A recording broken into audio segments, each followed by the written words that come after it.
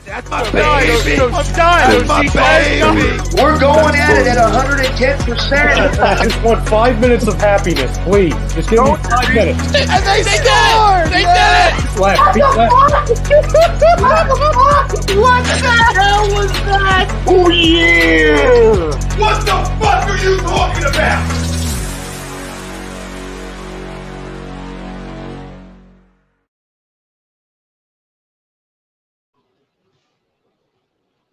All right, fam, what is up? We are back. Another episode of the Weekly Roundup. I'm your host, as always, Steve Rochelle, being joined by this guy on my right, Mr. Zach Burr. Zach, how you feeling this afternoon, brother?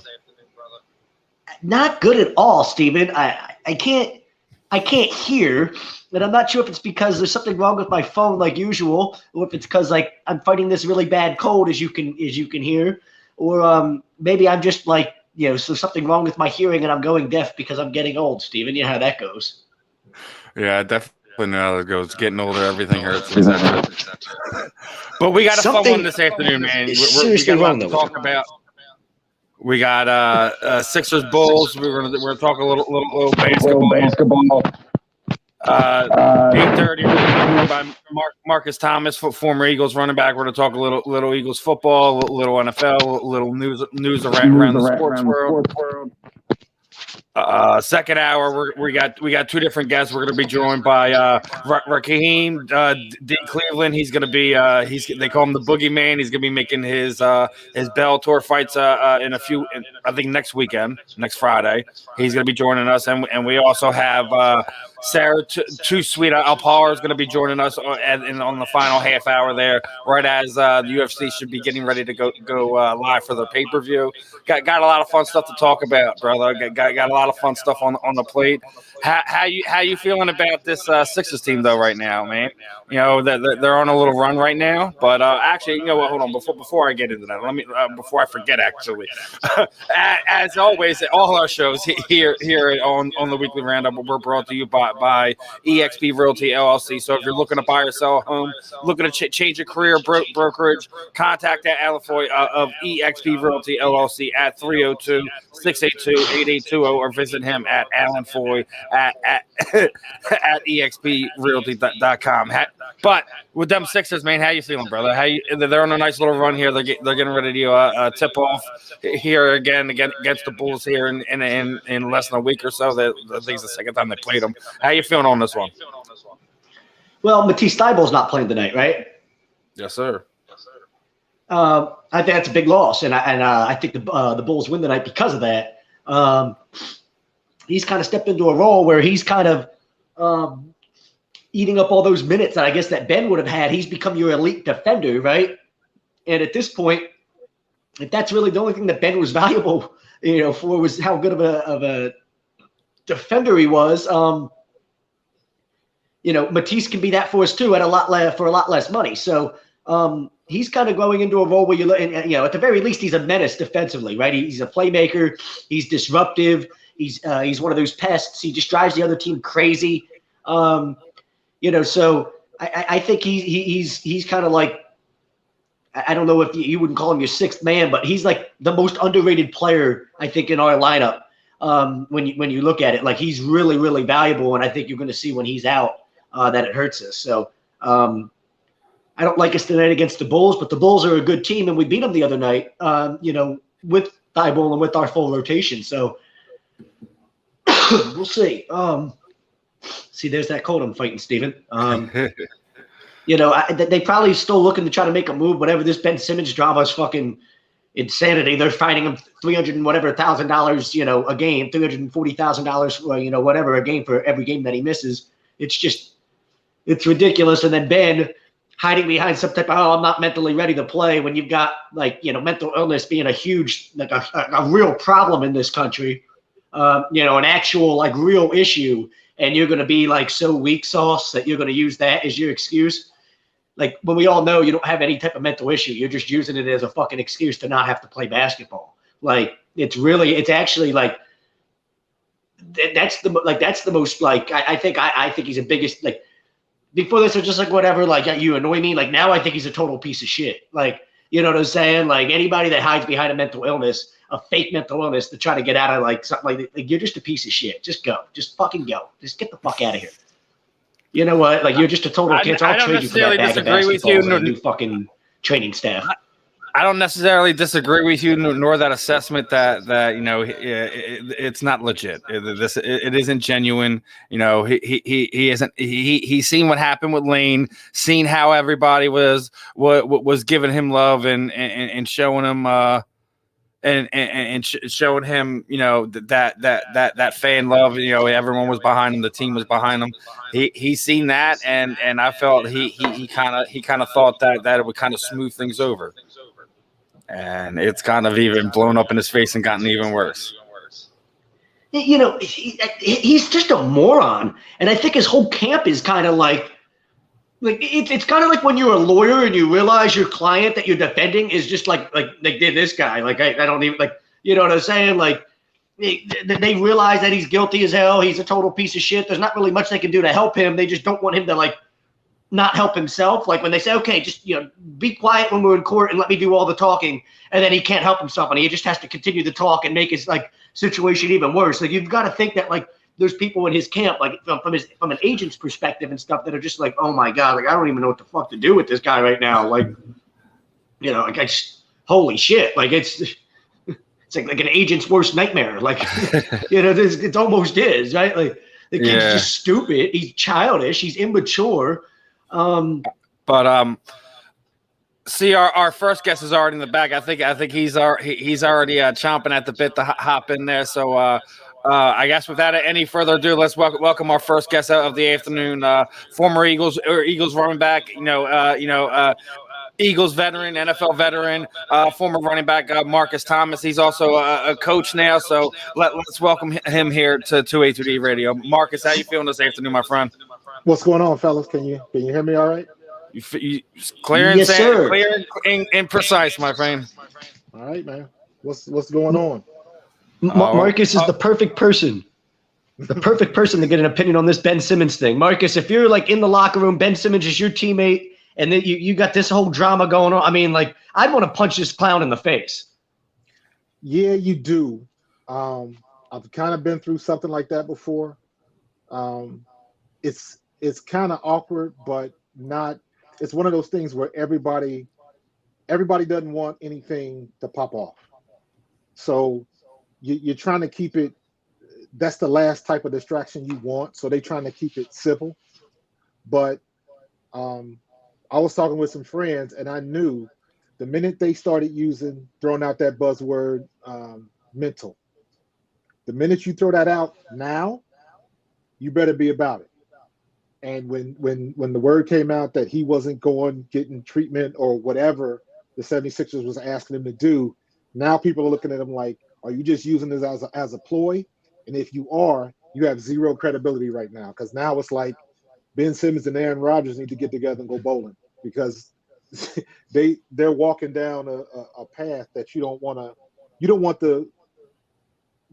social media and everybody else mad at you because you're making light of mental issues. And I say that I play with Andre Waters, gone. Wes Hop, gone. So that's a touchy subject, and that's not something you want to play with. So I don't know who's giving him guidance, but he ain't getting good guidance right now. Definitely not. Like anyone who told him to run with that thought it was a good idea. I can't differentiate if it was his decision or if it was something Clutch came up with or something to that nature. I don't know. I don't want to assume, but either way, it was a terrible move. It's obviously blown up in his face, and now we're starting to see the fines and things of that nature. And here's the other side of it. Look how they're playing right now. Right. Don't look like they're missing them too much. I mean, obviously it's the regular season. We already know how this team looks in the regular season. They're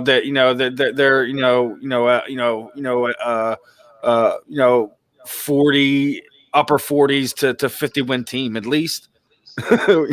So it's interesting. We'll see how it winds up playing out throughout the season. But if we put the GM cap on you, you're Daryl Morey. Like what is it taking to get you to make a move and make something happen, or are you just making this guy sit it, cry it out and hold on to him until the right and proper deal comes through?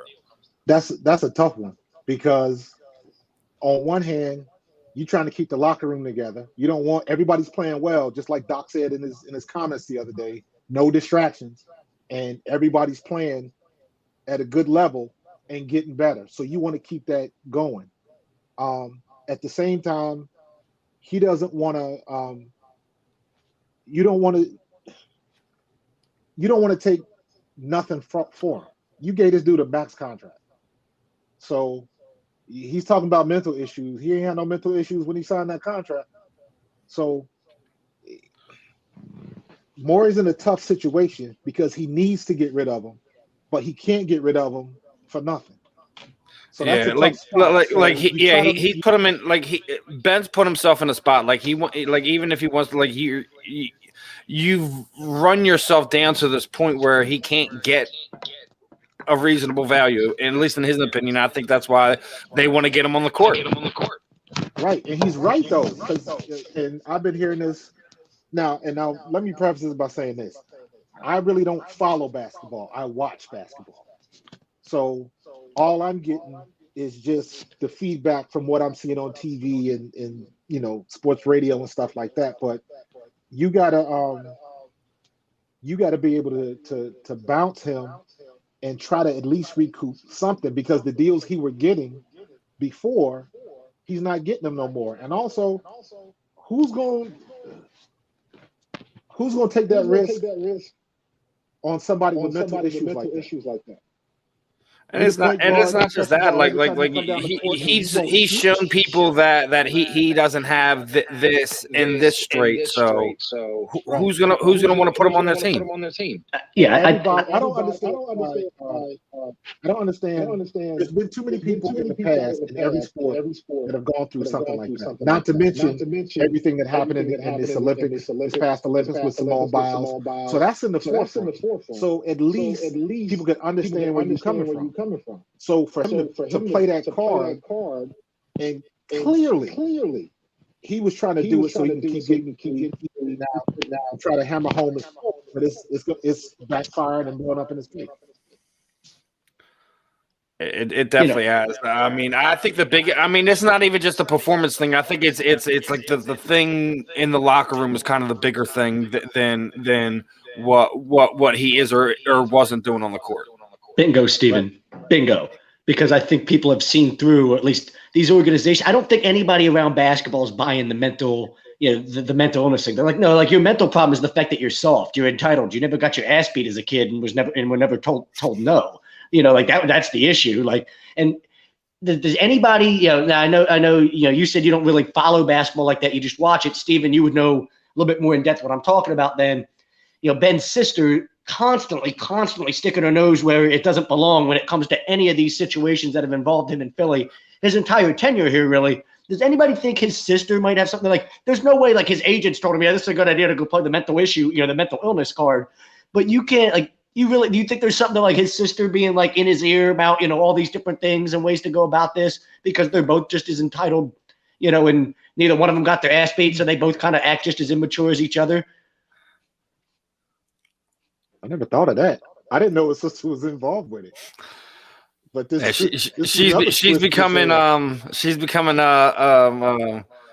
Horford Part 2. Yeah. What is it with this week? Steve, we were going back and forth about this, because out of all the weeks where there's everything going on in every sport, what is it with all the family members getting involved? Patrick Mahomes' brother, OBJ's dad, and now this. And it's what's going on? I don't understand why these people don't tell their family members, you cannot win that battle on social media and you're a professional athlete, because people will come at you any old kind of way and there's nothing you can do about it. You just got to take it. And then speaking of everything going on in all kinds of sports, even Jake's up in here. Jake's normal one of our other guys. He's asking about the fights tonight. You got UFC fights on tonight. You got World Championship boxing on tonight. You got bare knuckle boxing going on tonight. It's a crazy week in sports, guys. Everything.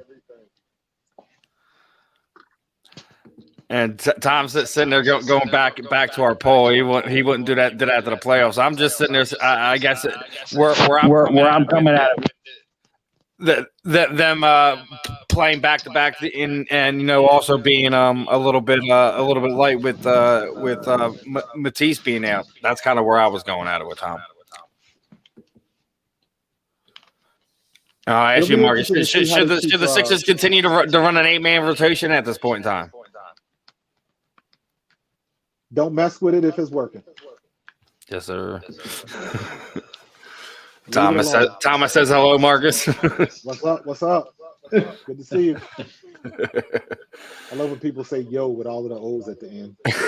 That means they're super excited. Always. It's all good.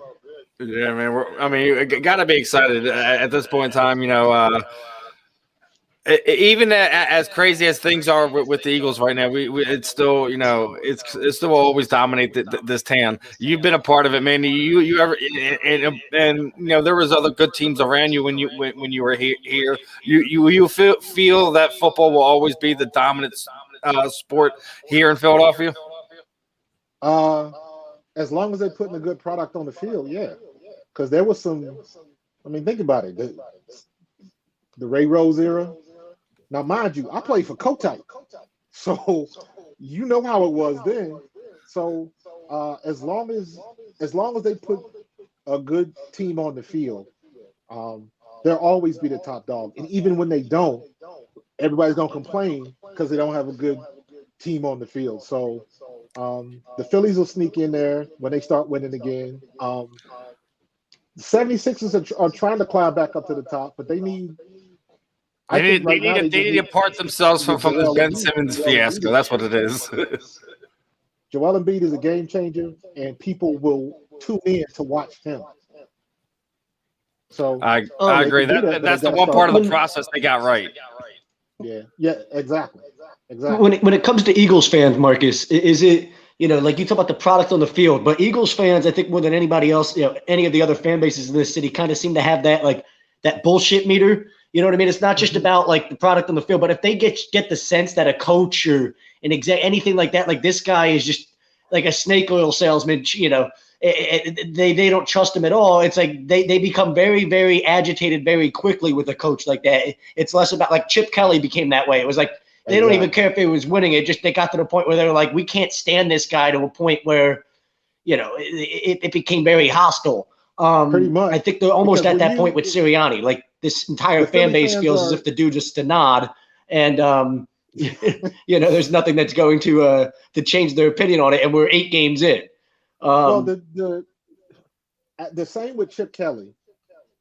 It was weird with Chip Kelly because Chip Kelly came out the gate great. He had a good first year, and then all of the crazy stuff he was doing, everybody knew about, but he was winning, so you couldn't really say much. Sirianni is different because, to me, it seems like his football acumen is low because he's doing some things like, I know there's something that you want to do, but clearly you should be going in a different direction, run the ball. But why can't you see that? Why does it take to 6th, 7th game of the year for you to get it? And it shouldn't.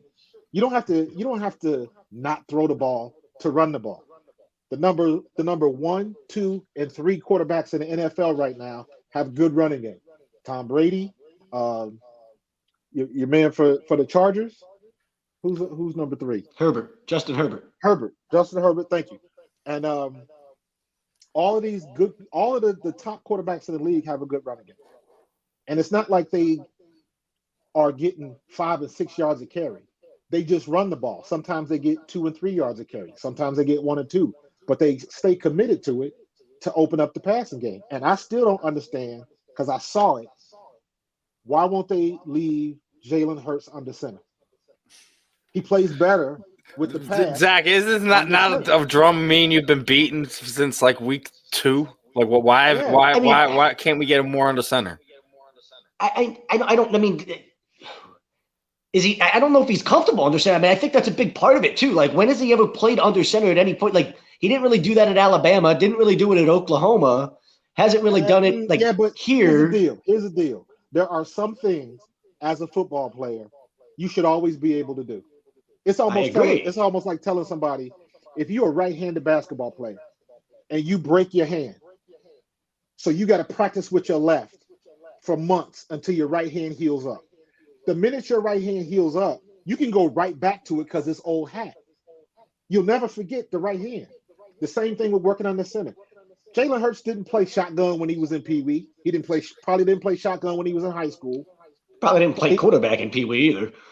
Yeah, but my point is at some point in time in his football career, he was under center. And that's something as an NFL quarterback, you do not forget how to do. And it was clear when he was under center and they did play action from under center, to me, it seemed like he was getting the ball out faster. It looked like he had a better read on, going down his progressions and stuff like that. And he made the good throws to Goddard and all that kind of stuff. So keep him under center. Keep him under center. And if that man continues to run goal line offense from shotgun, I'm going to jump through the TV and strangle him. I don't get it. When you on a 2-yard line going in, get under center so you can pound the ball. Period. And that's what I actually agree with that. There, I mean, that drives me nuts all around football though, and that's gone on for a while. I mean, you see all teams around football. It's 3rd and 2 from the 3-yard line, and they're in shotgun with 4 receivers. You're like, oh my god, like driving me nuts. I don't get. And as a running back, the one thing I always hate to see, I don't care if it's successful or not, when you run out of the shotgun and you hand the ball off to your running back is running east and west. You should always be running north and south. You should always be going downhill. You, as a running back, you never want to get the ball going sideways. You want to be getting ahead of steam, going through the line of scrimmage, or as soon as you get the ball, you're looking forward to make your read off the tackle, the guard, or whatever the situation is. And when you're in the shotgun, especially on the goal line, and you're running sideways, it's like you're defeating the purpose. You're going to get away with it sometimes, but most times you're probably not. I don't understand why he continues to do that, especially when you're inside the 3. Well, I mean, as we were talking the other week, you were giving me some insight, and you have some loose connections to Coach Sirianni, early on in his career. Is this something like his scheme, his upbringing, like, or is it just something that he's like scheming to protect Jalen? Like what's your kind of feel on what position Nick's putting him in? I think that's a culmination of the years he was in. He was in San Diego, he's with the Chargers first, right? He's with the Chargers, then he's with in Indianapolis. I believe so. So I think it's a culmination of both. He's probably seen some things that he really likes, and he's probably seen some things that he didn't like. So he's trying to find his own way and do his own thing, and I guess create his own style or identity, even though he hasn't told us what it is yet. But he's doing some stuff right, and he's doing a lot of stuff wrong. And obviously you tend to focus on the negative because that's just the way people are. But when it's costing you games, because in my mind, we should have won the 49ers game. We had a shot. I don't care what anybody says. We had a shot to win Tampa Bay. We had a shot to win that game. We were going toe-to-toe with them. But that was a defensive issue. That wasn't necessarily us. But even you look at, obviously, the Detroit game, but then you look at the Atlanta game. The Atlanta game showed me, okay, you can call a competent offense. Then all of a sudden, you don't. That's what I don't understand. If you showed me you did, it's almost like your kids when they go to school, and the first time your kid gets at 98 on the test, and then you look at them as a parent and say, all right, now you done showed me you could do it. Now I know you got the potential, so I expect this every time. And he's not doing that. And it's like, what are you doing? And he's not, I don't know what to think of Jalen Hurts, because I don't think he's putting, Jalen Hurts needs to play better. Let me say it like that first. He is missing some passes. He has to get his accuracy up. But Sirianni is not doing any favors in stuff that he's calling. The RPOs is not a read the progression type of offense. An RPO is you read one, you read the other, and then you get rid of the ball. So you're looking for RPOs are almost like hot reads. So you're not going to go through the whole progression on RPOs. They're not made that way. So if he doesn't see what he's looking for, he's taking off. And that's not going to help him develop as a quarterback. Why can't he take his lumps? You know, I came up, I went to high school in the 80s. So I saw Troy Aikman suck his rookie year. But he took his lumps. Now he's in the Hall of Fame. And in this day and age, it's like they don't want the quarterbacks to take their lumps. They want them to be instantly good. Like add water and you're an all-pro quarterback. And it don't work that way. And the shelf life a lot of these quarterbacks is too short because you haven't given them time to grow. Marcus, for me, that comes back to, I mean, you said there's certain things as an NFL quarterback that you just need to be able to do, and I agree. But that's the problem with Jalen is there's just certain things that like he just can't do that are very like, and you know, an NFL quarterback does that and he doesn't do it. The idea that the RPO, I mean, I don't think he can run a system that isn't RPO related. We've never seen him do that at any type of level of football. I think that's part of the reason why everything's an RPO. And I mean, but you know, you can disagree with that. I'm sure there's people out there that disagree with that. This idea that like that the RPOs are hurting him. Well, if he's not going to succeed in an RPO system, he's not succeeding in the NFL because that's what he does. That's what he's always been. This idea that he knows how to go through his progressions. Where? That's what got him benched in Alabama. He can't go through his progressions. He can't make simple throws, and he's not accurate enough to you know consistently with the football to be able to. You know, I guess this idea that like I guess I'm a little bit agitated at the idea like Sirianni stinks, but him and Jalen they have separate issues. Like the idea that Sirianni needs like there's nothing Sirianni can do to help Jalen be more accurate throwing the ball down the field. Absolutely nothing. RPO related running the football nothing. Like Jalen needs to be able to make throws that I have not like all year long and going back to last year. There's just throws you go he needs to make that throw, and at no point has it gotten better. Like so you're like I don't know like this idea that Sirianni can do things to help Jalen. At this point, I don't think we can. I just think Sirianni stinks, and so does Jalen, and they both stink. Zach, let's hear let's hear Marcus's rebuttal for that. I disagree when you say there's nothing that Sirianni can do because he can. Does he know what to teach you? That's the question. Because I've seen quarterbacks in their first and second year that didn't look very good. I've seen quarterbacks that were all world, had the magic arm and all the intangibles, and then they get in the league and you don't hear nothing from them. So you can argue that on both ends. You're not wrong, but that's what Sirianni gets paid to do. And he's a quarterback dude. So that's what you should be able to do. It's not nothing to be able to teach mechanics because he was taught mechanics. He was a receiver, so he was around quarterbacks. So he knows what to do. Plus, he's got a hotline to Frank Reich. He has access to people that can tell him, like, yo, you need to be working on this. You should try this with him. He's got access to all of that information. If he doesn't know it, that's on him. But I believe that with the right coach, Jalen Hurts can be coached up and he could be a good quarterback. To your point, I don't know if we got that. You either have it or you don't, Marcus, and the kid doesn't have it. I mean, these people I think that want to be nice with it, like you can't tell me that like you can watch like you can be coached up with certain things, but like you can't. A guy either has it when it comes to throwing the football or he doesn't. The accuracy, all that, like it's been a year and a half. We saw it last year. We saw it this year. Who's going to take him and be like all of a sudden he goes from a guy that can't make a simple he can't make a simple sideline out route without putting the ball on the behind the guy, being late and behind a guy on a 10-yard out route to the sideline. That's not something a coach can fix. You can either make that throw or you can't, and he can't make that throw consistently. No coach is fixing it. A lot of that is just being comfortable, and you got to remember Jalen Hurts is a rookie. And come on, Marcus. Come on, Marcus. We can't give him that one. The reason why I say he's a rookie, if he was still in Doug Peterson's offense, The fact that you got to learn a whole other offense, you right back to square one. And then the offense ain't that good. So again, you're not wrong. But I'll steal from Ike Reese. You got to temper your expectations of what you think of. So because and that's one of the things that I think a lot of us did at the beginning of the season. At least me, Zach, I pulled it back. But I get what you're saying, where a lot of the fans had the ceiling where they wanted him up here. Mm-hmm. I get that, but I don't think at least us here, a lot of our listeners didn't really have him like that well, like, 9-10 win team. We kind of felt they were closer 6-7, kind of pushing that envelope. Right, and if you had that train of thought, then he's right where he should be. Because but he's not. There's been no development at any point.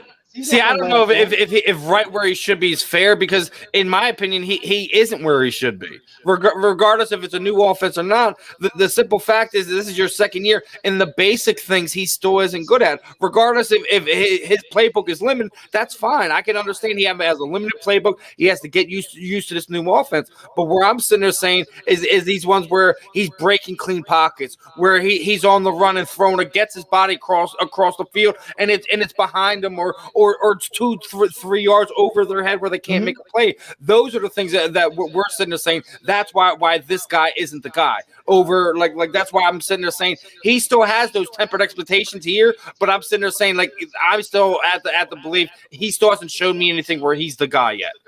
No, and that is a fair criticism. But here's my logic. Let him start.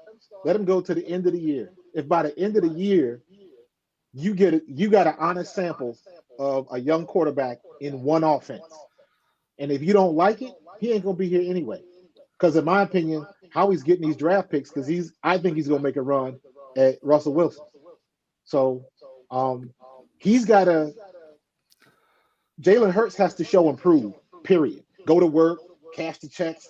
All them other you ain't lying, Kyle. You ain't lying. That's another big one. Kyle's bringing up another one that he had that's driving me nuts. Yeah, God. He's got to show improve, and he's got to prove that he can throw the ball, or everybody's gonna stack the box and they're gonna be like, beat me with your arm. Period. And it's not gonna matter that we have Devontae Smith or anybody else they get on the outside. I saw all the talk about should we get OBJ? No, because I agree. I don't think Sirianni can handle OBJ. And Jalen Hurts definitely can't handle OBJ. He can't throw the ball to the receivers we got. I'm 210% with you on that, because there's even other layers to that. One, I don't think Sirianni can handle. Two, we're more of a kind of like in a rebuilding phase where he probably should be going to a team that is a borderline championship team to a contender. Watch him sign with the Rams. Everybody else is going to LA. Watch him somehow end up with the Rams. It's just going to be amazing. Good Lord. The Rams or the Raiders? I can see the Raiders, especially because considering the unfortunate events that unfolded this past week with Ruggs. They're definitely going to need a receiver. It's one of those things, man. I wouldn't be surprised if those two landed destination, Marcus, at all. What are your thoughts on the Ruggs thing, real quick, Marcus? You got a young kid, stupid decision, ruins his life, ruins somebody else's life. You've got families involved with this that are going to be impacted by this forever. This is just for a league that gives these guys an option where they've got a car service that can come pick them up at any point and get them the hell out of there. They don't have to be driving drunk. You don't have to make stupid decisions of this kind, and you do. I don't even know. I don't even know how to wrap my head around it. If you're like a teammate of that guy or something like that. Well, that's a tough situation, because I saw the press conference that Carr did, and I understand it, because at the end of the day, if it's somebody you tight with or family, it's very difficult. At least it is for me to just shut off emotions. Very hard to do, knowing what happened. So the fact that he made a bad decision is without question. He's ruined his life without question. He's going to be in jail for a good 10 to 15 years. Easy. I say that if the Raiders were really wanted to do anything, they should contact that girl's family, and that girl's family shouldn't have to pay a thing. I know, and I'm saying that, and I know it is not the Raiders' fault that happened. That is totally his fault. But no, but it's one of those things where, like, you know what, he wasn't man enough to do the right things on making right decisions that night. But maybe we should make the right decision long term, because obviously it doesn't matter what Henry says or does at this point in time. It's going to fall on deaf ears. Especially when it comes into the eyes of that family. If it comes from somebody like the Raiders organization, they take care of X, Y, and Z, right. and and like, again, it's not to sit there and it's going to fix anything, but just in the hearts of a lot of people, I think it would make a world of difference. Yeah, I just think that would be a good step forward for the Raiders, even though it's not their fault. It's just like, here, this is just to show good faith that we want to take care of this family, or at least pay for everything, so they don't have financially. I don't know what their situation is, but I just think that would be a good idea for the Raiders to the Raiders have been going through enough. Just put your good foot forward, take care of the family. You ain't got to tell nobody. Keep it under wraps. Just do right by that family, because even though it's not your fault, that's somebody representing your brand, and your brand is getting dragged through the mud this last 2 months. I'm sure that Ruggs, with his millions of dollars, if anything, if the Raiders don't cover it, I mean, her funeral, all of that'll be covered. You know what I mean? The family's going to get their money on her end, and rightfully so. If I'm the Raiders, the one thing I could do, if you're not doing that, with the woman and her family that died and taking care of them, you've got Henry Ruggs, who's got a 1-year-old daughter who now he's in jail. Ain't gonna see that girl grow up and be there in his in her life. If you're the organization and you're that way, and you hear Derek Carr talk about, we've got he needs to be loved right now, and if nobody else can do it, I'll do. You know what? Who needs to be loved is that 1-year-old daughter. You need to make sure that's taken care of is that little girl. And people on that side of it who are also impacted, who had nothing to do with this, who are like, you fucking idiot. I can't believe you do something this fucking stupid. You've got a 1-year-old daughter, and you're putting yourself in these positions, fucking yourself over, fucking everybody else over. There's a lot of people on that side of it that I'm sure are very pissed off and mad at him because they're impacted by it as well. And if you're the Raiders and you're people involved with the Raiders, you actually have the direct ability to take care of Henry Ruggs' family, the daughter, did the baby mama and all that. You could do that if you really want to, on your end, and be like, okay, there's nothing we can do for the family of the woman that was killed here, but we could take care of this, because she's gonna get her money anyway. That family, they're gonna sue the shit out of Henry Ruggs, rightfully so, and get millions of dollars or whatever to cover everything that should go with that, and all of the impact that it'll have on their lives going forward. But yeah, I mean, it's the last person I'm really worried about here is Henry Ruggs. I think I'm worried about everybody else that's affected on both sides of it. His family, the other lady's family, all that. He can go rot in jail though. That's where you're gonna be for the next 10 to 15. That's for sure. Yeah, I mean, like his professional career should effectively be over, regardless of the fact that the kid's on the young side of 20. Even if he gets 15 to 25 or 15 to 20, his career is probably over. Unless something like a Dante Stallworth situation happens, where somehow somebody gets Dante Stallworth did this and got 30 days in jail. I think we kind of learned. You look at the NFL as a whole. You look at all the stuff that the NFL has brushed over. You look at, like, I always think about who was the kicker? Was it for the Giants or the Jets? I think it was for the Giants. They had signed that kicker, and they knew that kicker was beating the hell out of his wife. Josh Brown. Yeah. Is the Giants. And they knew that, and they still signed him to a brand new $3 million deal or something like that. And it wasn't until the wife released her diary or something like that, then they were like, oh, we're going to have to cut him. So if this didn't happen, you were going to let that slide. So, and there's so much of stuff like that happens in the league that they try to smooth over. The stuff with Aaron Rodgers, they're trying to smooth it over, because you're talking about one of the biggest named quarterbacks on one of the biggest brands in the NFL. Now, how do we fix this? How do we fix the whole situation with John Gruden? Again, one of the biggest brands in the NFL. Green Bay, the Raiders, and Dallas. Those are the three biggest brands in the NFL. And all three of them have gone through, well, with the exception of Dallas, but Green Bay and the Raiders are going through the mud right now for some of the stuff they're doing. and most of the stuff is unnecessary. Well, let's be fair. If they got a hold of Jerry Jones's emails, he might be in the same amount of trouble that John Gruden is. Let's keep that real right now. You already know. It's somebody that's got some reel-to-reel tape in a dungeon somewhere of all the stuff that the Cowboys were doing back in the 80s. When they used to call when was it Michael Irvin had that place that they used to call the White House and all of that crazy stuff. It's crazy. I got a videotape somewhere. I think it's on 8mm, high 8mm tape, where my rookie year we played Dallas at Dallas, and I'm the dumb rookie walking around the locker room because I was inactive that game. So I'm walking around the locker room with a camcorder, talking about, yo, let's get ready. It's Dallas week. All this kind of crazy stuff. I need to try to find that tape. Because I got some crazy stuff on that tape. Herschel Walker stretching in the locker room. I think I might have Seth like catching them looks like somebody get this rookie out of my face, please. I gotta see if I can find that tape somewhere. I gotta get that on. He still be throwing them looks at people. If you watching them on Philly sports, man. He get the wrong response. Give you that look like, did you just say that? He's still intense. I was in my rookie year. I'm in the training room with the great Otho Davis. He's wrapping my ankles, right? Seth is on another table getting treatment. A couple guys in the locker room, whatever. I believe it was Mike Quick.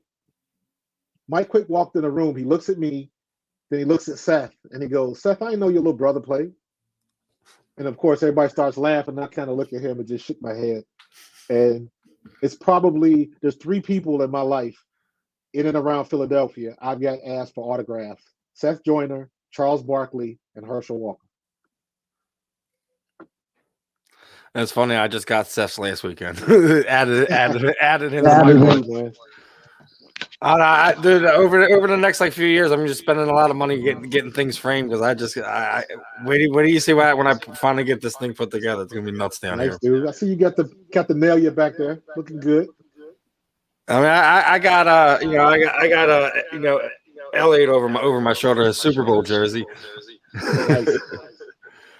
But I got a couple things I got to put together. I got Barnett. I just got him added when I got Seth. So I got the 2 Kelly Green ones. I got 2 Super Bowl ones, and I got one more I got to add from the Reed era, and then I'm gonna get them all framed. I should take care of that whole wall. There you go. Because I got Jaws and I got Papali already signed too. So that takes care of that 80 style.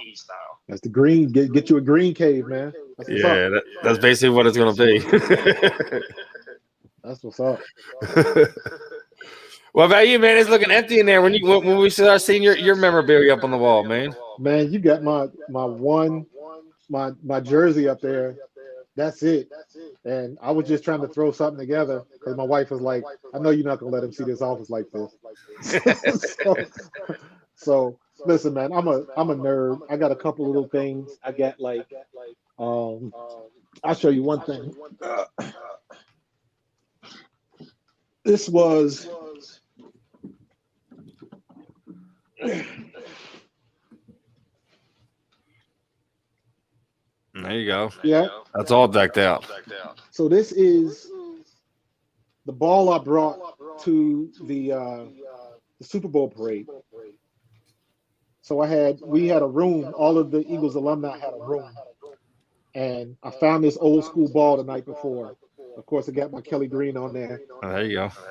And then, so I brought it with me. Had all the guys that were there: Carmichael, Fuller, Fred X, Seth, Vince Papali. I got tons of names. Everybody that was at that alumni meeting at the parade signed this ball. There you go, man. And then I lost it. I left it on the table at the art museum. And didn't realize that I left it till I was on the bus coming back home, and I thought it was gone forever. And how'd you get it back? Called the art museum. Somebody found it, and they mailed it to me. There you go. I was like, "You got to be kidding me." Yeah, considering how people are in this city and in this world, that the fact that you got that back, that's a miracle in itself. Exactly, man. So this is my one, like the one thing I'm proudest of, just being at that parade with all the guys again, man. Just it's one thing, man, when you get back amongst the guys you play with, just being among that brotherhood and all that kind of stuff. I know it sounds cliche and stuff, but that's the most comfortable you feel when you're around the guys that you play with. And that's like when all of that stuff was going on pre the flower speech and all of that kind of stuff.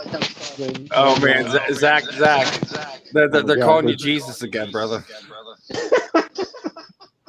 when you had who was my favorite apostle? I'm a Buddhist, so I don't have that. Oh man, you gotta love the comments that come across this thing on social media sometimes. Oh man, but before we get ready to let you go, man, like what are some of the things you're getting into now, and what we like to typically ask is like who are some of your favorite guys that you like to either play against or you know, obviously Dallas was your favorite rival, correct? Yeah, Dallas week is always Dallas week because it was. I mean, and back then they would just talk so much smack, but it sucked because you couldn't say nothing because they were that good. They were just that good. With Emmett, with that offensive line they had, Troy Aikman was swinging the rock. Michael Irvin was unstoppable. Like they could talk that trash because you couldn't stop it. The same way, like Iverson was. Iverson could talk that trash, but could nobody stop him. You knew who was getting the ball. You knew who was driving the lane. Couldn't nobody stop him. So just rivals like that. Still, I watch the Birds every weekend. I still watch my Bengals because I'm from Cincinnati. I'm a Cincinnati boy. How you feeling about that? The Bengals, Joe Burrow and Jamar Chase is sitting there tearing it up right now. I'm like, finally, man, something to be proud about. We can call it the jungle at least one more time because I grew up with Boomer Esiason. Yeah, Icky Woods. That defense was gnarly. Twice. Lost to the 49ers both times, you know, so Joe was special though, man. Joe was special. Yeah. Facts, he was special. And Burrow, I think Burrow's going to bring him back to prominence. We got a couple missing pieces, but I think we're there. So we'll see. The Birds, whew, Sirianni better, if he doesn't run the ball against the Chargers, I'm going to be lit. Because we outweigh, I think the only person on our offensive line that doesn't outweigh their defensive line is Kelsey. Kelsey's at 295. Their defensive nose is like 320. Everybody else, we got them by about at least 20 to 30 pounds across the board. So we'll see. There's my twin sister. What's up, twin? So we'll see what he does. And this is the thing that people are worried about Sirianni. Is he going to go back to the same stuff that he was doing when he already knows what is successful? Do what works and keep rolling with it. Let's see if he does that. Yeah, the problem with that, the one problem I have with that, we talk about the two best games this year when it came to like play calling and execution, how good the offense looked. Atlanta and Detroit, and both of those teams stink. They stink. Yeah. Like they stink like my butthole stinks. Like they're that bad. Like, so like this idea that like, you know, I can't take much away from those two performances, Marcus. This would be a good test though. You're like, okay, keep that momentum, what you did last week, keep trying to roll with that this week. You know, against a good football team, you see what happens. You at least see if it can work, you know, against good teams. I'm more worried about our defense, I think, in this game. Austin Eckler could run all over us. Herbert's going to fucking expose our secondary. Just throw the ball and zip the ball all over the place. Zoop! All down the field, bro. I'm telling you, all down. We're going to throw for like 450 against us. We'll see what Gannon does because this is going to really show what our coaches are made of. We have no linebackers, right? And I think they're going to kill us. Like our linebacker play is garbage. I mean, Austin Eckler out of the backfield, complete mismatch in the passing game. We have nobody that can cover him. Alex Singleton on Austin Eckler is there like. You go. There's the name right there. Me and you've been talking about it for 2 years. I don't get the love affair. Not only the city, but this coaching staff has with Alex Singleton. I don't get it. I get it. He's like Rudy. He's just always around the ball. I get it. Being around the ball and making plays on defense are two totally different things. I don't get our love affair with him. He's kind of a guy that I think a lot of teams go after and pick on, and I think there's a lot of reasons why this defense has problems at times. Great, he can tackle. You can't cover. You can't get sideline to sideline. You don't. Running backs beat you to the corner every single time. Like you can't blitz. There's not really like anything the guy. Like, oh, great, you could tackle. Well, you should be able to tackle. When a running back runs into you, you should be able to tackle him. Like, I mean, hell, like Marcus, you could probably do that. Steven, you could probably do that. And you guys are like, you guys aren't. You're not in your prime no more, right? Like that's my only point there. Like, you know what I mean? Hey, I was a nose guard in Little League. I can still. Marcus, you could be 3 times the linebacker. You'd be the best linebacker on this Eagles team. That wouldn't even be close. You'd be making Pro Bowls compared to these guys. And the sad part is, if they don't give up the draft picks to get like Russell Wilson or make a play for Rodgers or something like that. They most likely won't. Zach threw this name to me about a month ago, and with everything going on in Las Vegas right now, I still say the dark horse that will end up coming here is Derek Carr, man. They don't owe him any more guaranteed money, Marcus. The guaranteed money's gone in that contract. Think about that. So there's like 2 years left on that deal with no guaranteed money. You're not going to cut him, obviously, right? Because you're going to get something for him if you move on. I mean, hell, I love the idea. I love the idea of Russell Wilson too, and we all know Howie Weasel. That's what I call Howie Roseman, by the way. Howie Weasel. I still think it's we all know Howie loves Russell Wilson. Been in love with him for a decade. I think the Russell Wilson thing is unattainable. Yeah. Will he want to come here? Will he agree to come here? I doubt it. But Derek Carr, he might. With our personal Derek Carr scenario, you don't have to give up a whole lot to go get this guy. Hopefully, they just let him go at the end of the season, and you just go get him in free agency. If not, listen, you still have other scenarios around the league. I just don't want to see us throwing all these picks away just to go get a quarterback. I would rather try to cultivate, develop at least 1 or 2 of them. Yeah, I would rather see a veteran quarterback, because I don't want to with Sirianni. I don't want to. Oh yeah, I'm not talking about cultivate or develop the quarterback. Let me be clear about that one, Marcus. Let me be real clear. Sirianni might not even be here next year. I would have absolutely no faith. It doesn't matter if Nick was here, if they brought in another quarterback. I don't have a faith in this team, in the structure to build a quarterback. You had a guy like Carson Wentz, and you utterly turned ripped this guy apart in less than 3 years.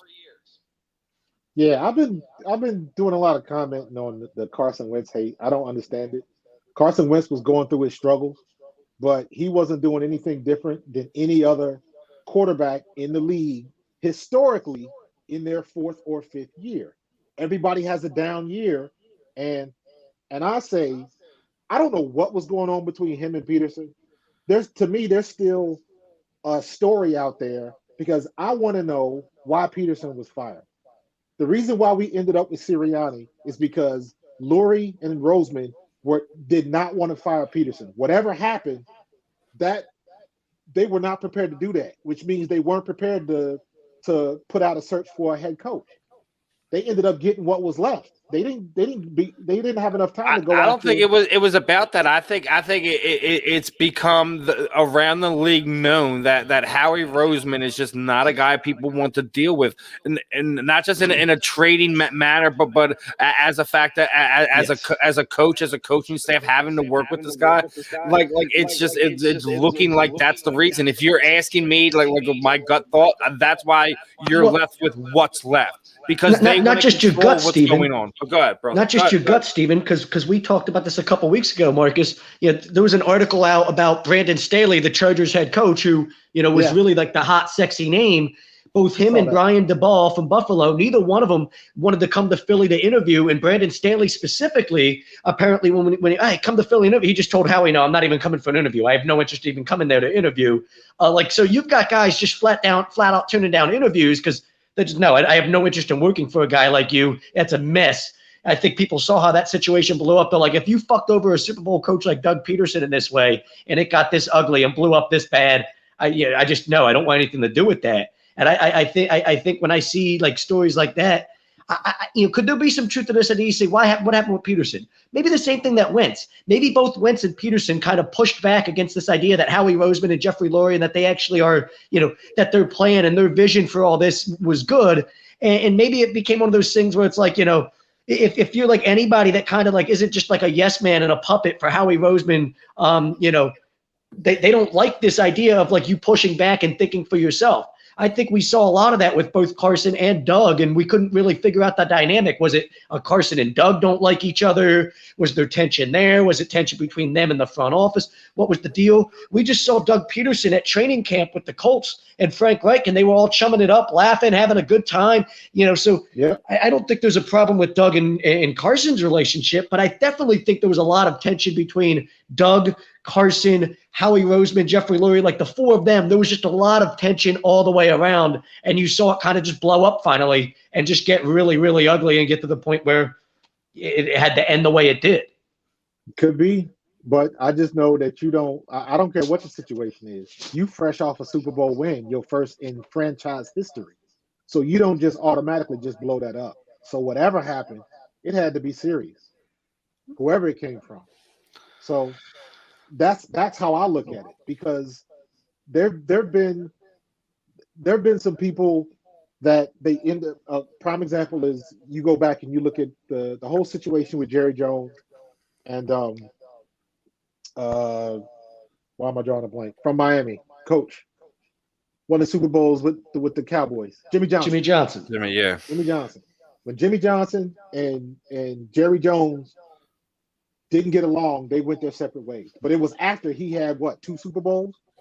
Right. Or whatever it was. So I don't understand whatever dynamic was there, that you guys couldn't see the forest for the trees and realize that you still got a pretty good team together and you can make another run. I don't get that. I think everybody – go ahead. I'm sorry. I thought you were done. I'm finished. I was about to say, the purpose is to win, and even – when we lost that year when Alshon dropped the ball, we still had a decent team and we still made a decent run. We should have been able to fill in the gaps and be right back in that same spot. And for them to just throw that away, I don't know what they were thinking. I think everybody kind of shares that sentiment. Like Steven, right, that was kind of why, like, when it comes to Howie, we talk about how he views guys as a number on a piece of paper. He's not a football guy, right? He's a numbers guy, the accountant background.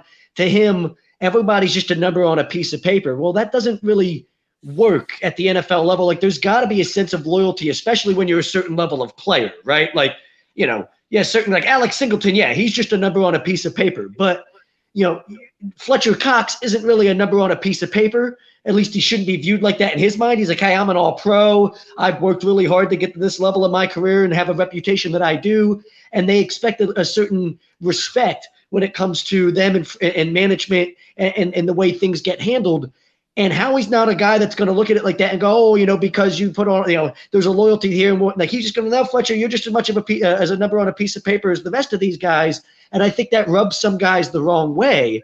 And I think the other side of it is, when it comes to, like, I think that hurts building the culture, but I think the other side of the culture thing is we've always had this false sense.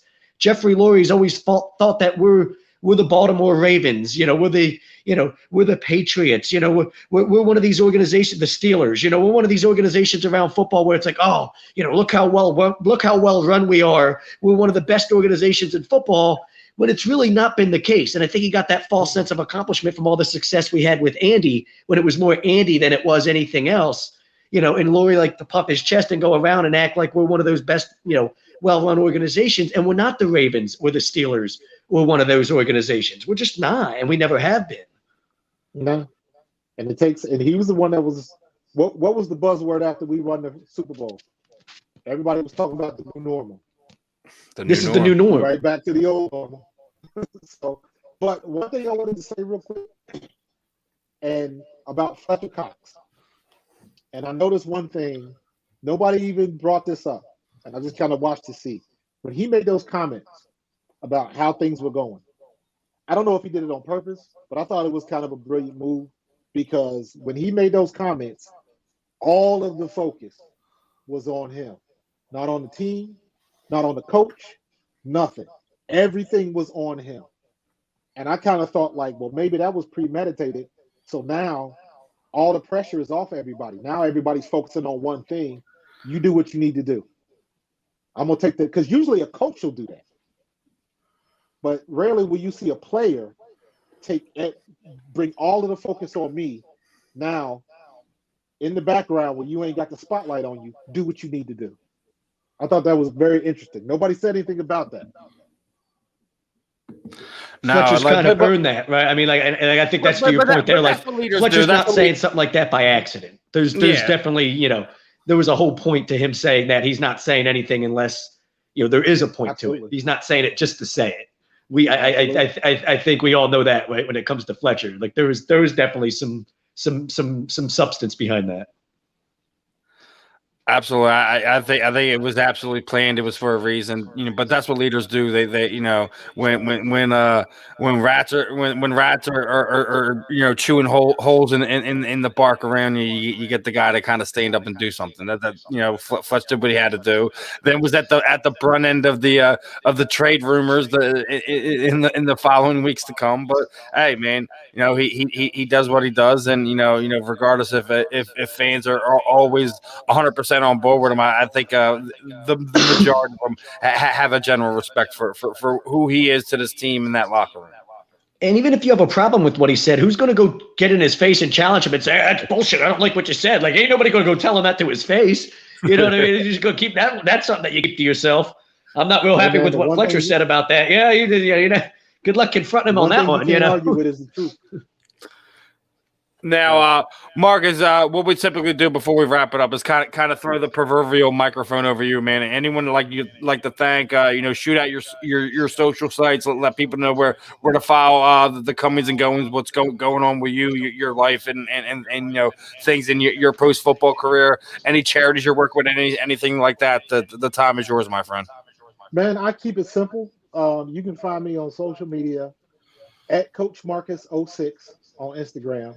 And you can check out, and hopefully you will join my Facebook page, my Facebook group, Eagles Alumni /Fan Perspective. And I started that because I see a lot of the toxic stuff that's on social media, and I was like, let me start a group where I can at least try to give a little bit of a different perspective from somebody that's been in the locker room. Because I notice a lot of people, when they jump on these groups and these forums and stuff like that, the only thing they're doing is regurgitating what they heard on sports talk radio. And a lot of that stuff is far from the truth. And it's like, that's not really how that works. And you see something, and it's like, why are you thinking that? But they're just kind of following the mass. So I started that fan group to offer a bit different perspective from someone who's actually been in the locker room. So it's good. I try to keep the toxic down, try to have good fun. If somebody brings up a good point, I'll say valid point and maybe give some pushback, or if it's the truth, it's the truth. So follow me, join my group, Eagles Alumni /Fan Perspective on Facebook. And listen, you know, as you're talking about that toxicity stuff and regurgitating the stuff from the dial and stuff like that nature, that's kind of the same premise of why Tommy and the guys over here started A2D. Just something different. No, we don't got no agenda. We're not. You know, we don't have media companies paying for this or bringing that person in and bringing this in. We, you know, you get the real talk, for the fans by the fans here, and that's the one thing that we kind of want to bring to it too. You obviously, finding your own space to kind of make the same thing happen. That's what we're all trying to do. Yeah, man, that's all it's about. Fans are passionate, but sometimes when you're passionate, passion is like an emotion, and when you're emotional, you don't think. Absolutely. Breaks down a lot of times, especially when it comes to something you're passionate about, regardless if we're talking about life, sports, or anything else. The emotion boils up real easy here at Philadelphia. Yes, sir. But Marcus, really appreciate the time. Definitely want to have you back on here again in the future. Anytime, man, for sure. Enjoy the blast, brother. Absolutely. We'll do it again. So sometime you don't have to jump on here with us. We got other shows, other guys you can have some fun with too, man. Let's do it. Let me know, man. I'm all for it, man. I had a great time, man. I appreciate the opportunity, man. Absolutely. We'll definitely have you back, Marcus. Enjoy the rest of your evening. We'll definitely be in touch, my friend. Have a good one. You got it. Be good, yes, Philly. Go Birds. Go Birds. All right, everyone. That was our first guest of the afternoon. That was Markus Thomas. Definitely awesome guy. What do you want to get out there? I know you want to get something out there, brother. I'm we didn't talk about it with him because I figured he said, I knew he wasn't going to be able to get in depth with me with it. So, there was no point to it, but I'm starting to lean towards this idea with those 3 first-round picks next year. Fuck Russell Wilson and Derek Carr. What if you find a way to take those 3 first-round picks? Yeah, you trade back. You get more first-round picks for 2023, and there's going to be a couple quarterbacks right there in that like 15 to 25 range later in the first round, where it's like that's kind of a comfier position to take one of those guys. And I watched Kenny Pickett today sling the ball all around the field. I mean, dude, this kid's from the Jersey Shore. Looks like a surfer from the Jersey Shore. Grew up an Eagles fan. Understands the ins and outs of how this fan base works, and I mean, all the shit that we've been frustrated with, guys not going through progressions, running out of empty pockets, having average arms. He is all of that. NFL zip. Julio's back, and he has a prediction. He has us 31-17. Herbert's not going to be ready for that 40-degree. Listen, stop. Herbert played at Oregon. What do you think? Like Herbert didn't play in the cold weather? Like, good Lord. Stop it, guys. Stop. The weather. It's too early for that. Yeah, what is it exactly? Like, what is it? What is it? Christmas? Like, I mean, it's getting a little nipply out there, but it ain't that deep, guys. Come on, stop. And I'm in love with Kenny Pickett as a quarterback prospect. That's all I'm saying. I love that kid. I'll take him. Listen, wherever we've got to take him, I'll take him. Man, I think he's got all types of next level ability. Bryce, we've been going after Russell Wilson for like 5 years. I know. This is a pipe dream. You don't know why everybody's connected us to Russell Wilson? Because Howie Weasel's been like literally fondling himself to the idea of Russell Wilson being the Eagles quarterback for a decade now. Like when Howie goes home, he has wet dreams of the idea of Russell Wilson, being our quarterback. That's what Howie dreams about at night. Like it really is. Like Russell Wilson has no interest in coming to play in Philadelphia. Why the fuck would he want to come here? And with that being said, Marcus, hop back on. Can't wait another year. Draft some freaking linebackers and defensive backs.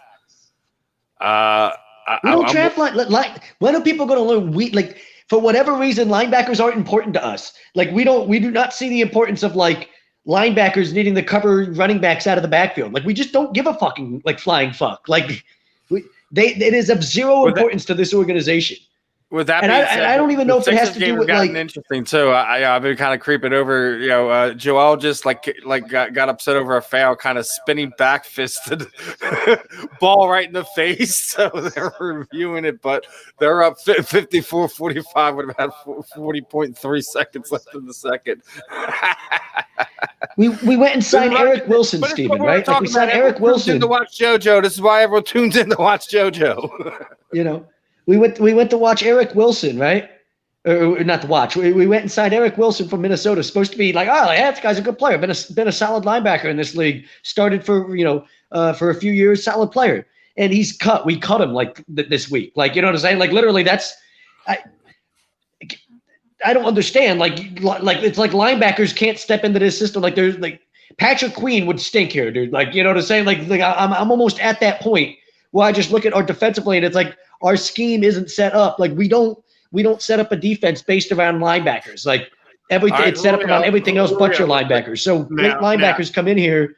Now I want the Eagles to win just as much. They're not asked to be good linebackers. Sunday, but did you really just say Herbert can't throw under pressure when we haven't brought the blitz at all consistently this season? Dude, Herbert's a pimp. Y'all need to stop. Like if there's anything to pick on that team, you're going to go after Justin Herbert. Gotcha. I mean, if anything, I would have pointed out that the fact that the Chargers have a decent team all the way around, but one of the things that Marcus brought up, they're a little undersized up front. I would run the ball.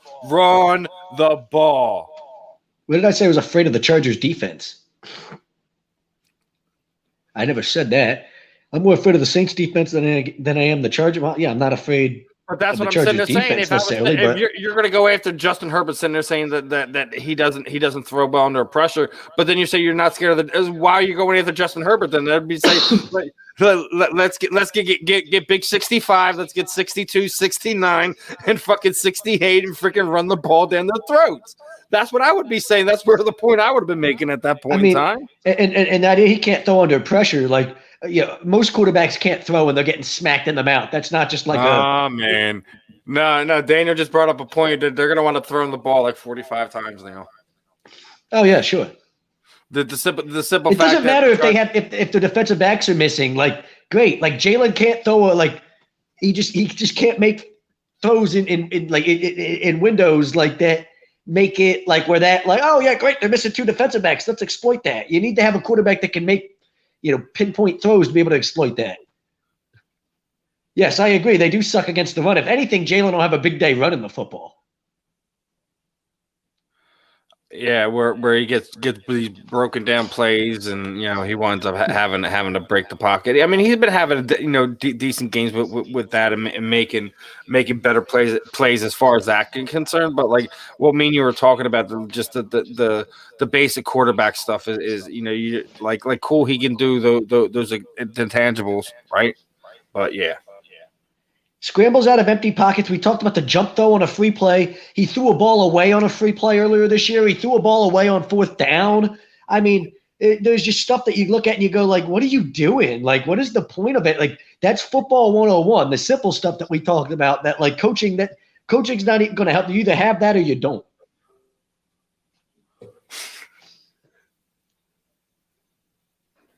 And for somebody with such intangibles that's supposed to have a high football IQ and all these things, throwing the ball away when the defense is offsides and you have a free play and you can just take a shot and not have to worry about the results and you throw the ball out of bounds. It's not very why are they going after these intangibles that people talk about? I'm starting to scratch my head about that too, because what intangible? What? That's not high football IQ stuff. 4th down and 10, got to make a play, throw the ball out of bounds, don't even give somebody a shot. That's not high football IQ stuff. And then he's over here talking about flushing a dookie and when you take a douche, you just flush it. That's leadership. I'm rolling my eyes in the locker room.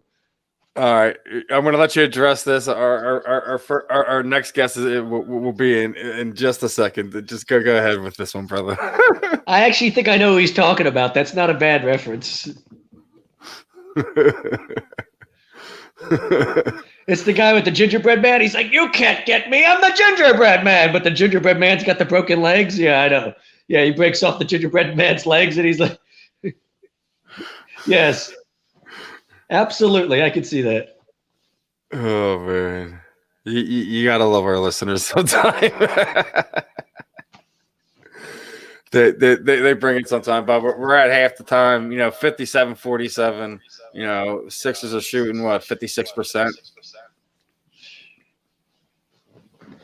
The bench points are still they're getting about 20 of it. So there's another one. Iowa's up 14-3. Michigan's up 17-7. All this is good. That was not good. That running play was a disaster, though. Holy shit. Yeah, Pittsburgh won 54-29 over Duke. All right, let's switch gears real quick. Right here, our second guest of the afternoon is in the back here. Let me give him a warm welcome here, Mr. Rakim Cleveland. How we doing this afternoon, my brother? How you feeling? I'm feeling great, man. Thanks for having me. Definitely a pleasure. Welcome here to A2D Radio and the weekly roundup. I guess give the fam a kind of quick background, just who you are, how you got in combat sports, and then we'll get into the nitty gritty of it. Yeah, man. Rakim Cleveland, call me the Boogeyman.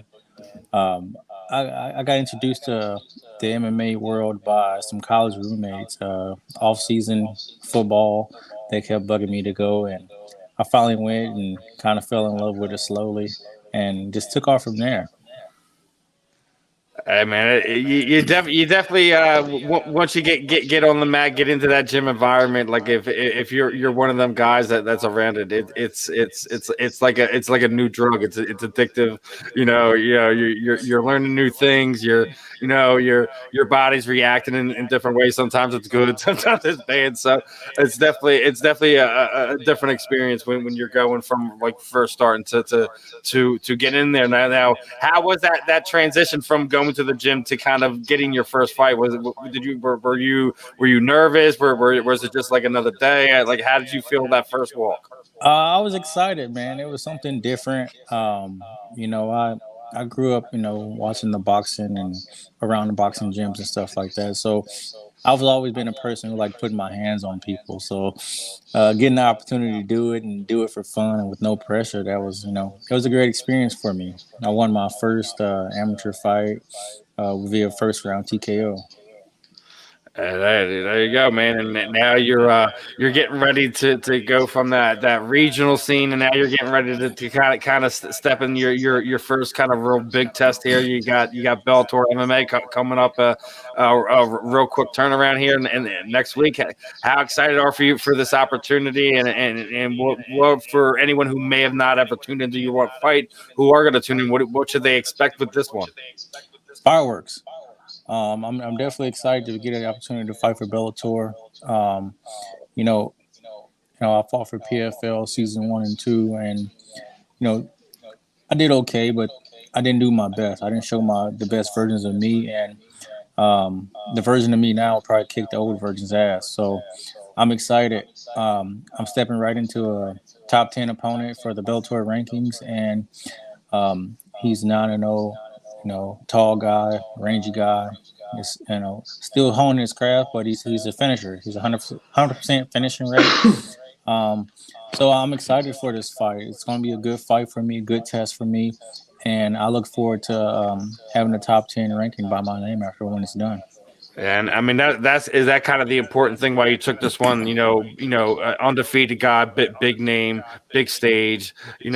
Something to kind of not just to get your name out there, but it's a next step on that level to say okay, this I've improved a lot since the last time anybody's seen me. This is where I feel I'm at. I want to see if my assessment is correct as everyone else's.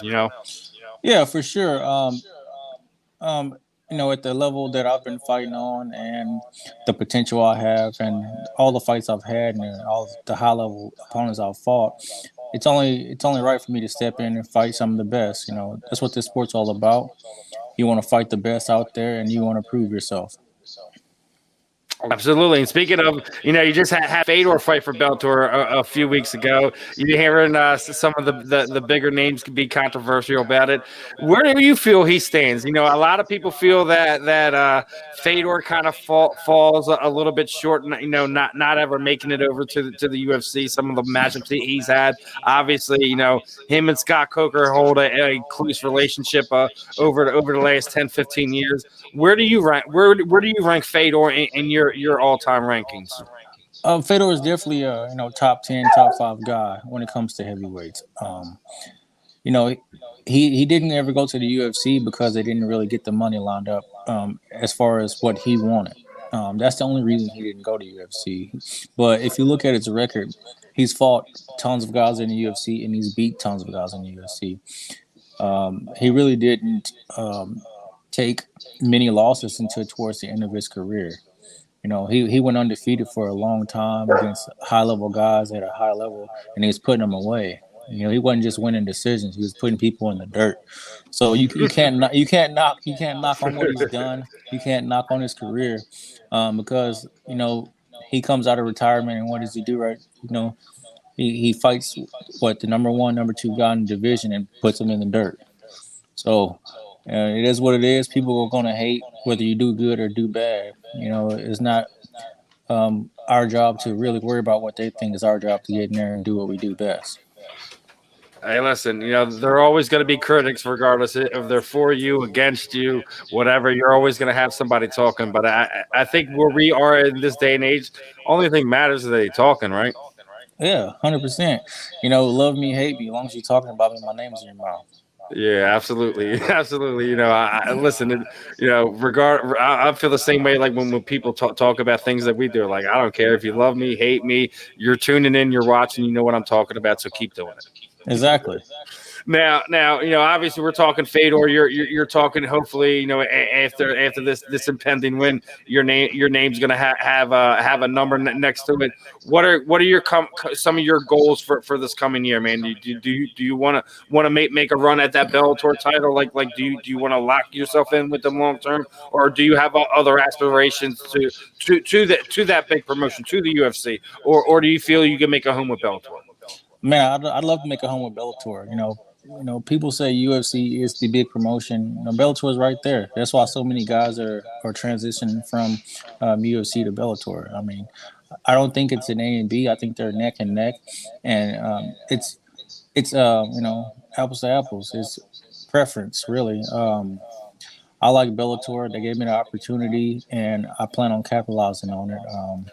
I've never been one to drink that Kool-Aid. I've always felt like I don't feel like there's a promotion. I just think when we look at the fight game, I just look at as the fighters in general. Like you should the only thing you should be turning in to watch is the athletes. It shouldn't matter which names attack. It's the same thing when we talk about boxing. It doesn't matter who's the WBO champion or the WWBC champion. Does it really matter at the end of the day, or are we tuning in to watch the athletes? That's why I've always tuned in. That's how I've always dealt with it. That's how, I guess, because I came up in that boxing era where you're always seeing all these different guys in these weights. So I've never been. I can only watch this guy fight. Never been a part of it. It doesn't matter which promotion they're a part of. So it's one of these things. I think we get into this point that the talent level is so good across the board, both in, the North America, regardless if we're talking about Europe, overseas, whatever. I just think the skill level has gotten so good all over the world that it doesn't matter if you fight for the UFC. It doesn't matter if you fight for Bellator, PFL, whoever. As long as once you get to a pro, you perform at a high level and win. This should be the only thing that matters to you at the end of the day, right? Yeah, that's it.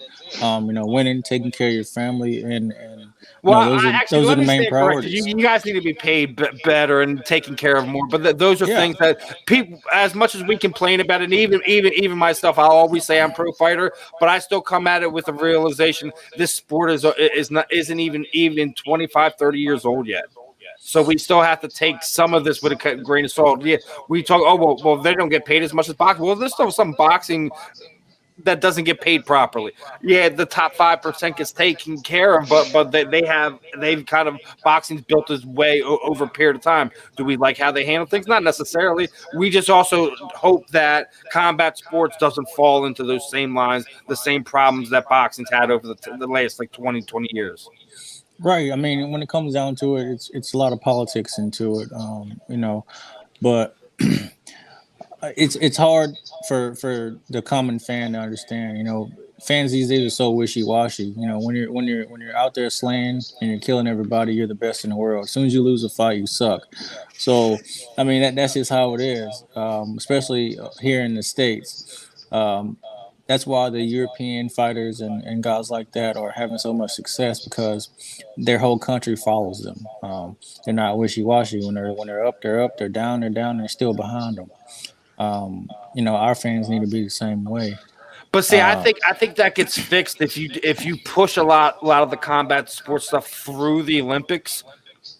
I think you'll develop another line of being able to find fans, find revenues for some of these combat sport athletes. for the longest time, it's just been the wrestlers. They have the choice to either go to WWE or we've seen over the last few years that guys and girls, obviously, Kayla Harrison's another one we could add to the list of Olympic level world champions that are competing at a high level in combat sports. It's something that I hope that over the next 10, 15, 20 years, hopefully IOC and both combatants in combat sports use that as an avenue. I think it's a great opportunity to develop the country to athlete relationship. Yeah, for sure. I mean, the more exposure it gets, the more popular it's going to get, and the more it's going to grow. It's growing already. It's going to grow even faster, especially with all these guys from overseas getting brought in. So, yeah, I mean, it's still a baby when it comes down to the sport. The other sports have been around for hundreds of years. Not perfect. We know it's not perfect. It's just something that we hope that is continue to be transparent and continually to try to improve. That's the only thing I can hope for. Yeah, I mean, it only really can go up. Especially now that guys are trying to bring in that new league format in here within the next couple of years. That'll be interesting also to see how that goes. I mean, I still think at the end of the day, like I think what outside of contender fights, I think you should probably all promotions should have multiple tournaments throughout the year just to develop who the actual contender is for the incumbent champion or defending champion, whatever. However you have it, I just don't feel there should ever be a gray area for that contendership, where we still see a lot of times there's fights made that just out of the popularity and like, whoa, it's a number one contender fight, but where you just had the guy set above it, boxing's fixed. No, it's not necessarily fixed. They know this guy's the number one contender. He needs another win to get to the next fight. They give him the guy who they feel is going to get there. Right. I mean, that's just something I think that as the sport continues to grow, you get better matchmakers, better promotions, bringing the right people in to match the fighters properly. I think that eventually some of that stuff kind of takes care of itself over time. That's just how I feel about it. Yeah, and that's how it's going to be. That's how it's going to work. It's just going to take more of the diehard fans that really pay attention to the sport, and even the guys that know about the sport to really pay attention. Yeah, my one of our regular listeners, Lord's just going after Dana White in the comments, just going after the percentages of what the guys make compared to what things of that nature. And yeah, listen, Dana White's enemy number who's one. Who's Calvin right Candle? Can somebody explain to me who Calvin Candle is?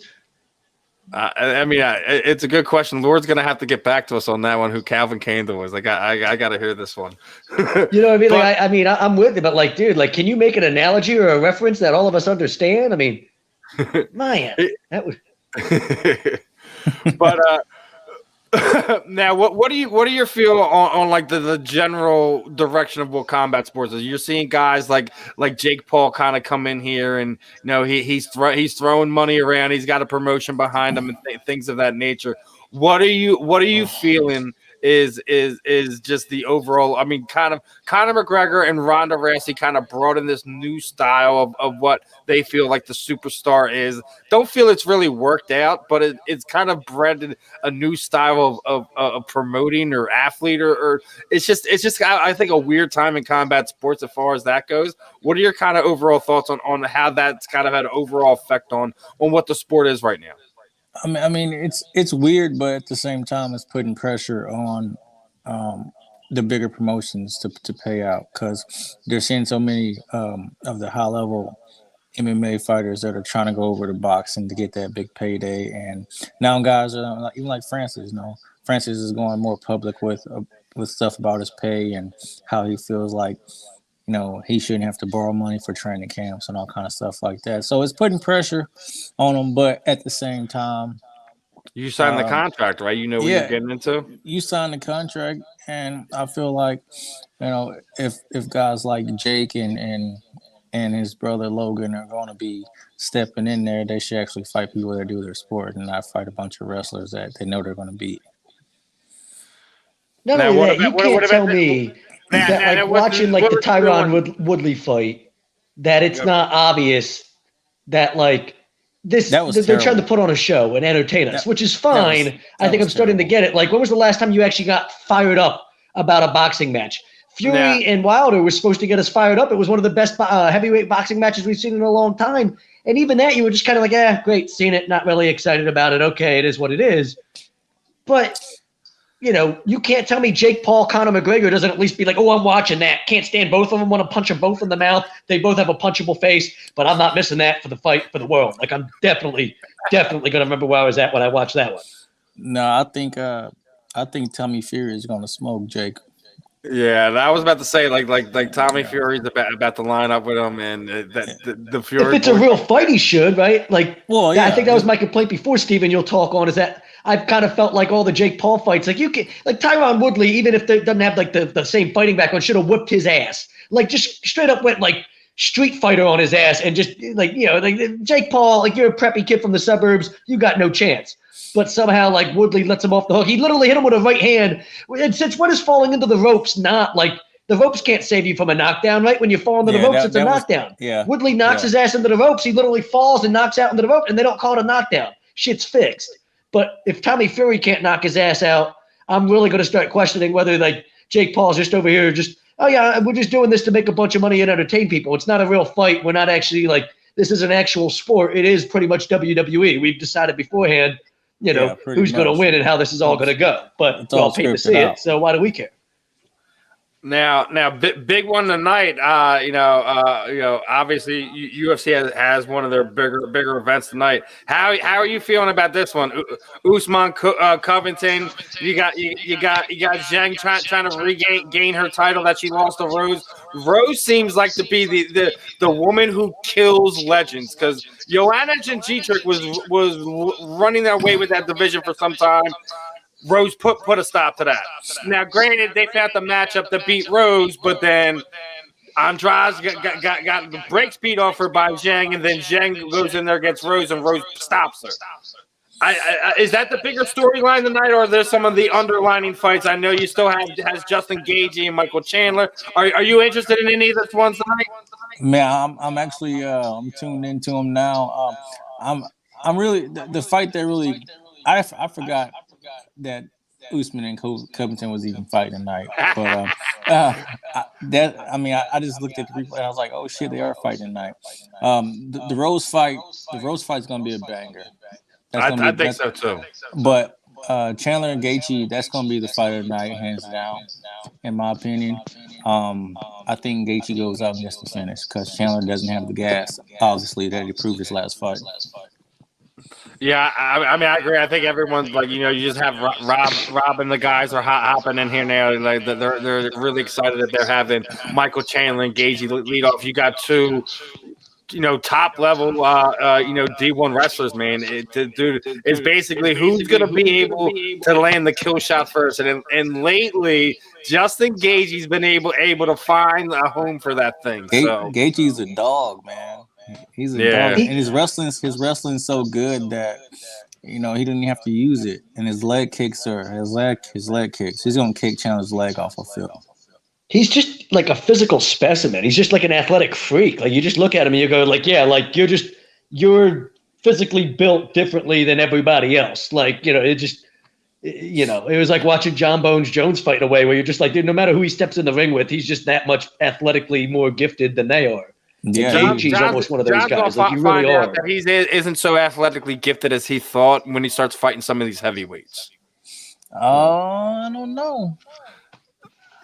Listen, I was a John Bones Jones stain for the longest time. Listen, I still feel when he lucked out on some of the matchups, getting guys at right times, like, you know, getting guys on off nights, things of that nature. But do I think he runs through most of the heavyweight division? Yeah, I think when he gets to the creme of the creme, the cream of the crop at heavyweight, he's going to run into some problems. He's also like 35 now, isn't he? I think at the heavyweight division, he uses his wrestling a lot more. Oh, yeah. Yeah, I agree with that. But his wrestling and athleticism is what's going to really put him above a lot of those guys. A lot of those heavyweights are big and they got the power, but they're slow and after the first round, they're already, looking for a way out. They're tired. So his athleticism, his cardio, and his reach and speed, he's still going to be one of the longest guys in the cage, no matter, even though that's the one thing I said. Like, he has reach over everybody in the UFC. Like, he still has a good 2-3 inches on some of the guys who have the longest wingspans in the heavyweight division. Yeah, I think the only guys that are as long as him, I think he still has a couple inches on Francis and I think that's the closest one to him, really. Yeah, that's what Francis I said. I think, yeah. But I think that, like John's like what? I think he's like what is it, 84 and a half? 84, yeah. It's crazy, man. He can touch both headlights on the bus without fucking moving. Oh man! Now, one thing about Gaethje, do you think Dana will ever get that man to stop doing backflips? Because I think he's gonna give Dana a heart attack. The only way it'll stop if he hurts himself, and that probably won't stop him. Well, I still don't think it won't stop him after that. I think he'll find a variation of it or something to that effect. Any other ones like I know what you got. Shane Burgos is another fun one. You got was it Frankie Edgar in the Marlon Vera fight should be fun. Oh yeah, I mean this whole card's going to be good, but I think, like I said, I think Gaethje Chandler that's going to be the one right there. I still think Rose still does it. I don't think she knocks her out, but I still think she retains the title tonight. That's a dangerous one. It's gonna be a good one. It definitely is. Steven, you've got Rose. I will be Rose Namajunas staying to the end. I promise you. Okay, I've got the other bitch just because you've got Rose. Oh, why you gotta do that, man?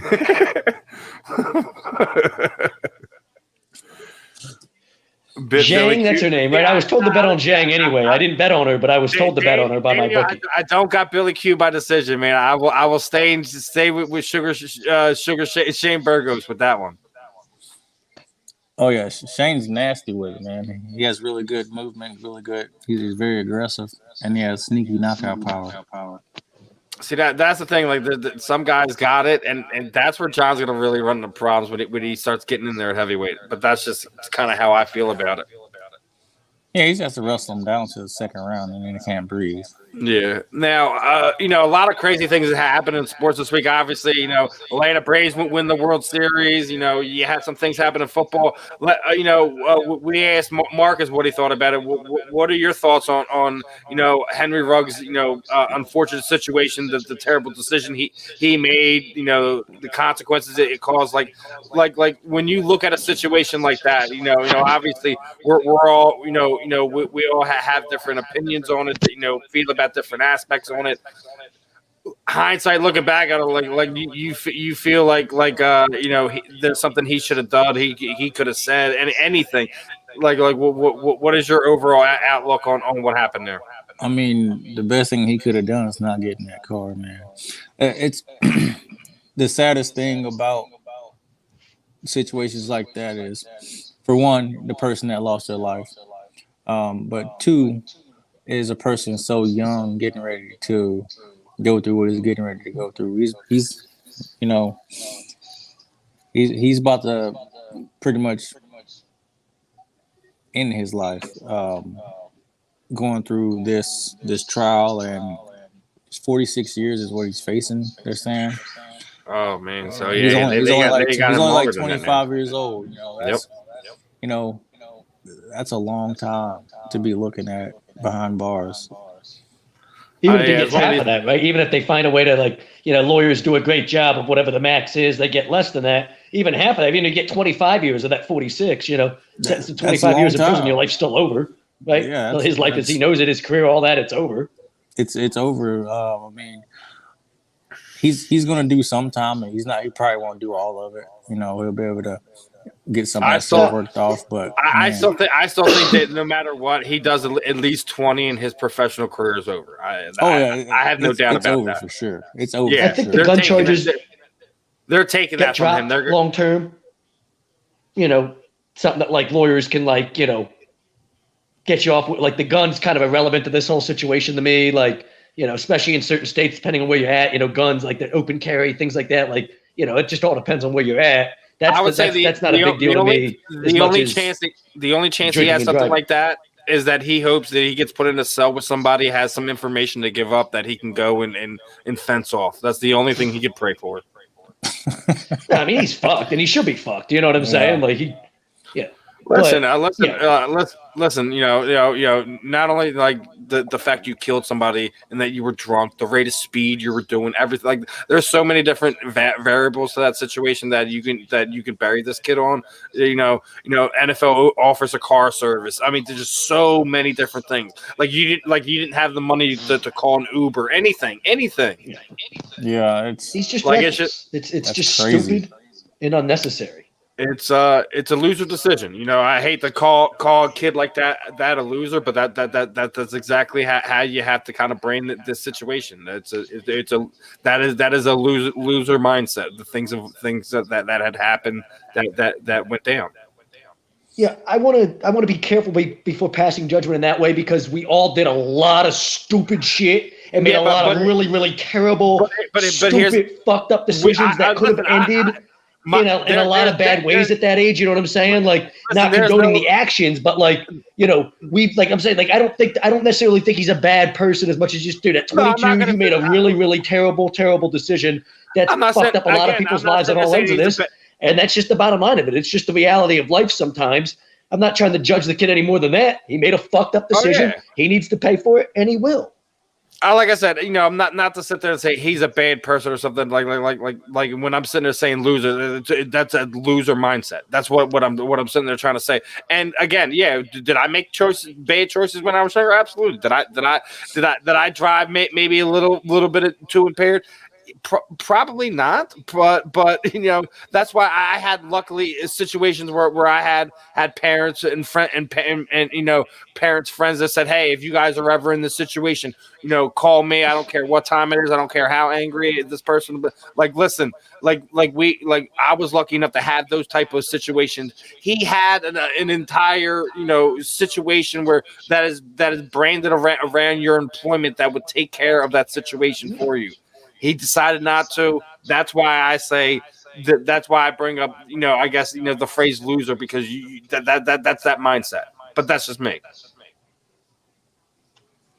When you have a ton of money all of a sudden and all these things that you've never had before, it brings kind of a sense of invincibility, right? Like, I think you give these young kids a ton of money, goes out and buys a nice toy, a Corvette that can go 200 miles per hour, all these things, you kind of feel invincible in a lot of ways. And this is what happens when you're young and stupid. And I get, like you say, he doesn't have the right people in his corner to help, guide him to make the right decisions. He's still a kid in a lot of ways. Let's be honest. You know what I'm saying? Like, everybody take yourself back to being 22. You're still a fucking kid. People can say whatever the fuck they want about it. You're a kid, you're young, you're stupid, and you do stupid shit.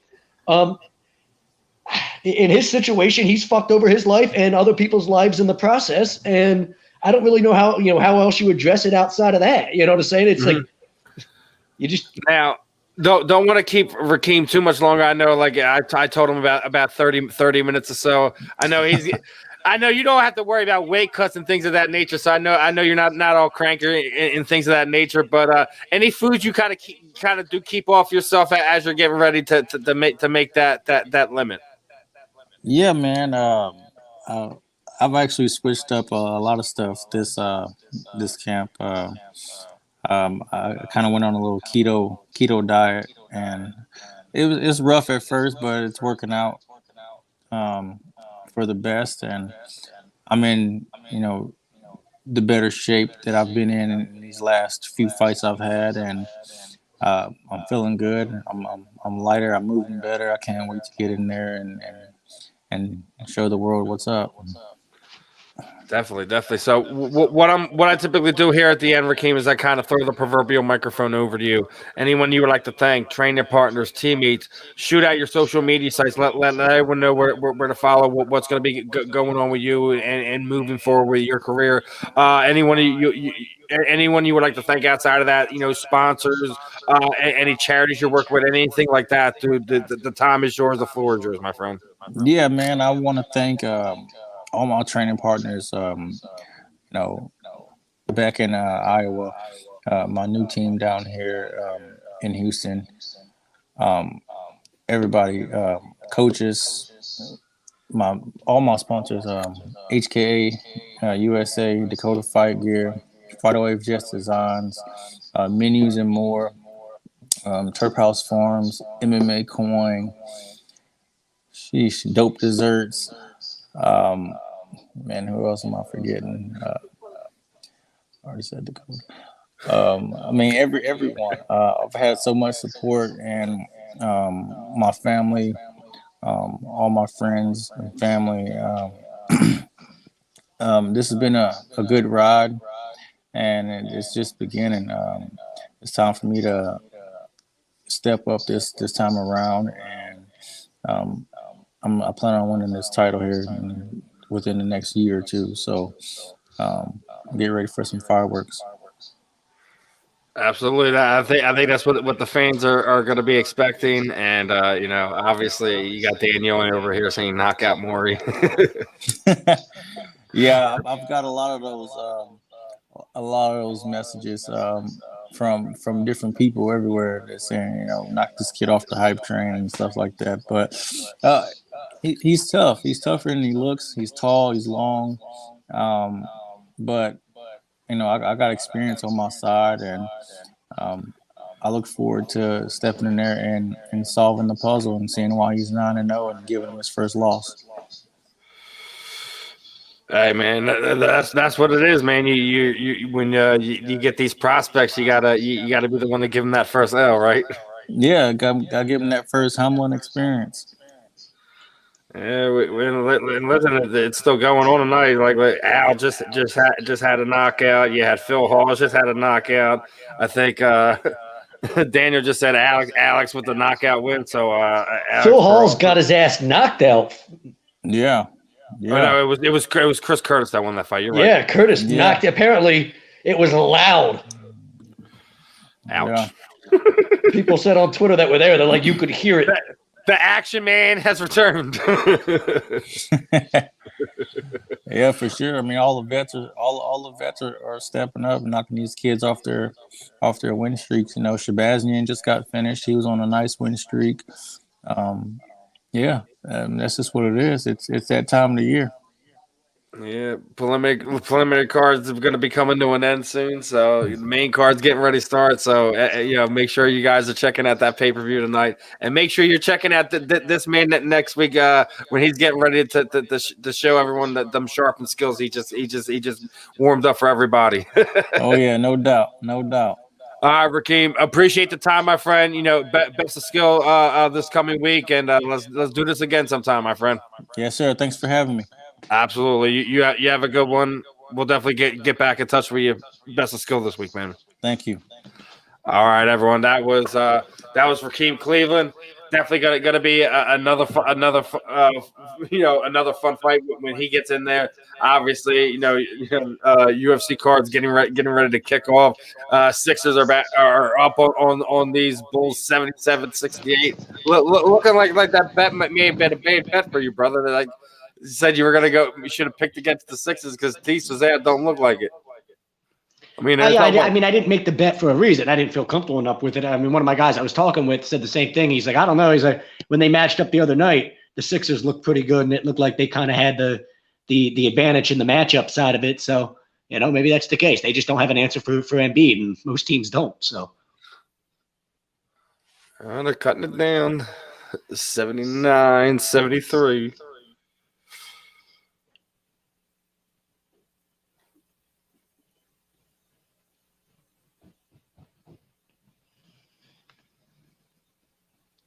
I don't know. Let's see what's going on with Sarah here. I'm not sure. Oh man, they're tight racing each other all around here. Woo! Oh, you're talking about the NASCAR? Good Lord. Dude, I like my anxiety. I would feel so uncomfortable. Like you look out your window and the dude's literally like there. Like, well, there's somebody in the wall. He got wrecked really bad. So what are your thoughts on this on these fights tonight, brother?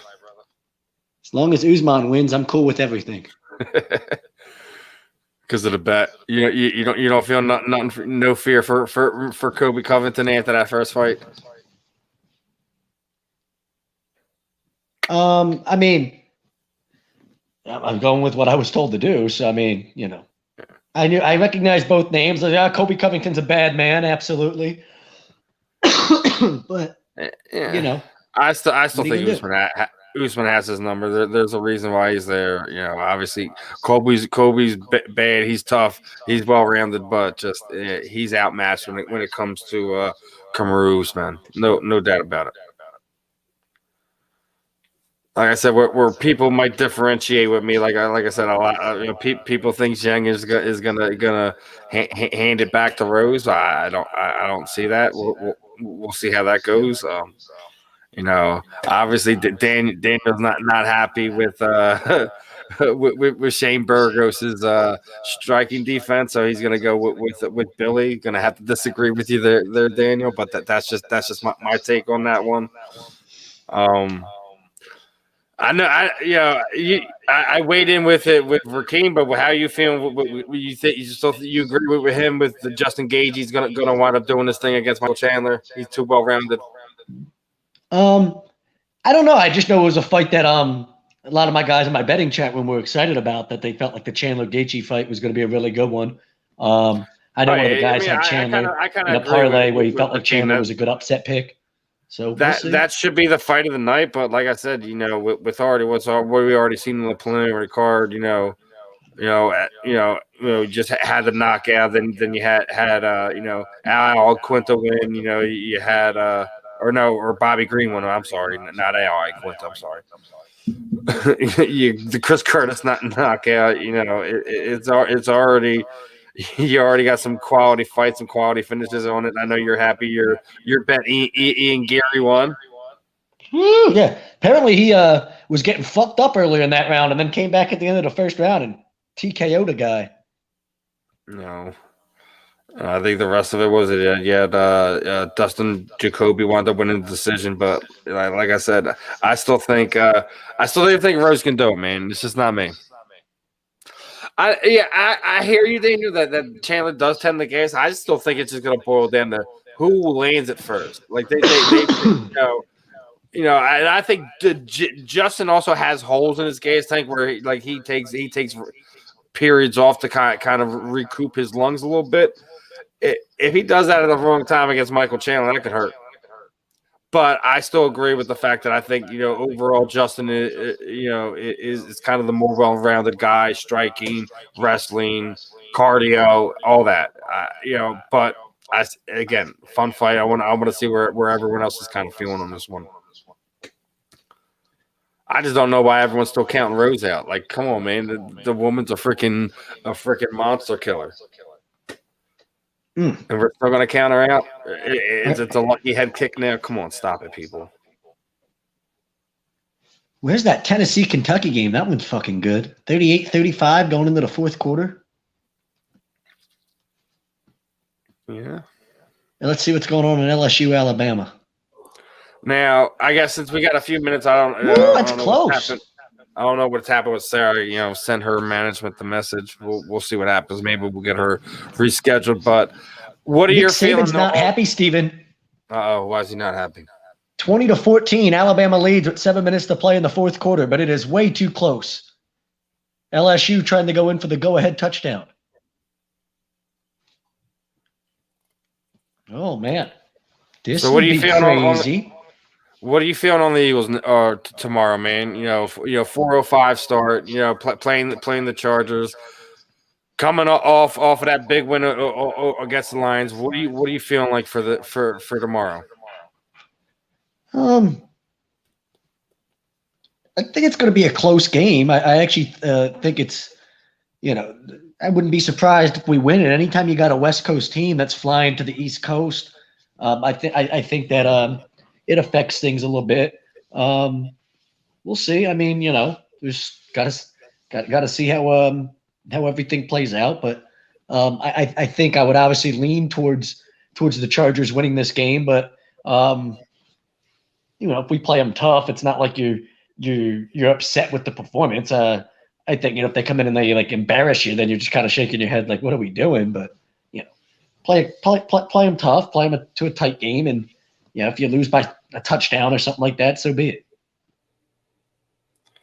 And it looks like there was a DQ for bare knuckle boxing as fighters are still hitting a grounded opponent. Well, don't be a bitch. Why don't you take the punches? Like, I don't care if you're on the ground. Fuck you. Don't go on the ground then. You can't. It's bare knuckle boxing. It's not bare knuckle MMA. So another person I could have okay. So now I look like Colin Candle or whatever from Django Unchained. This is where we're coming back to it. That's what he's talking about.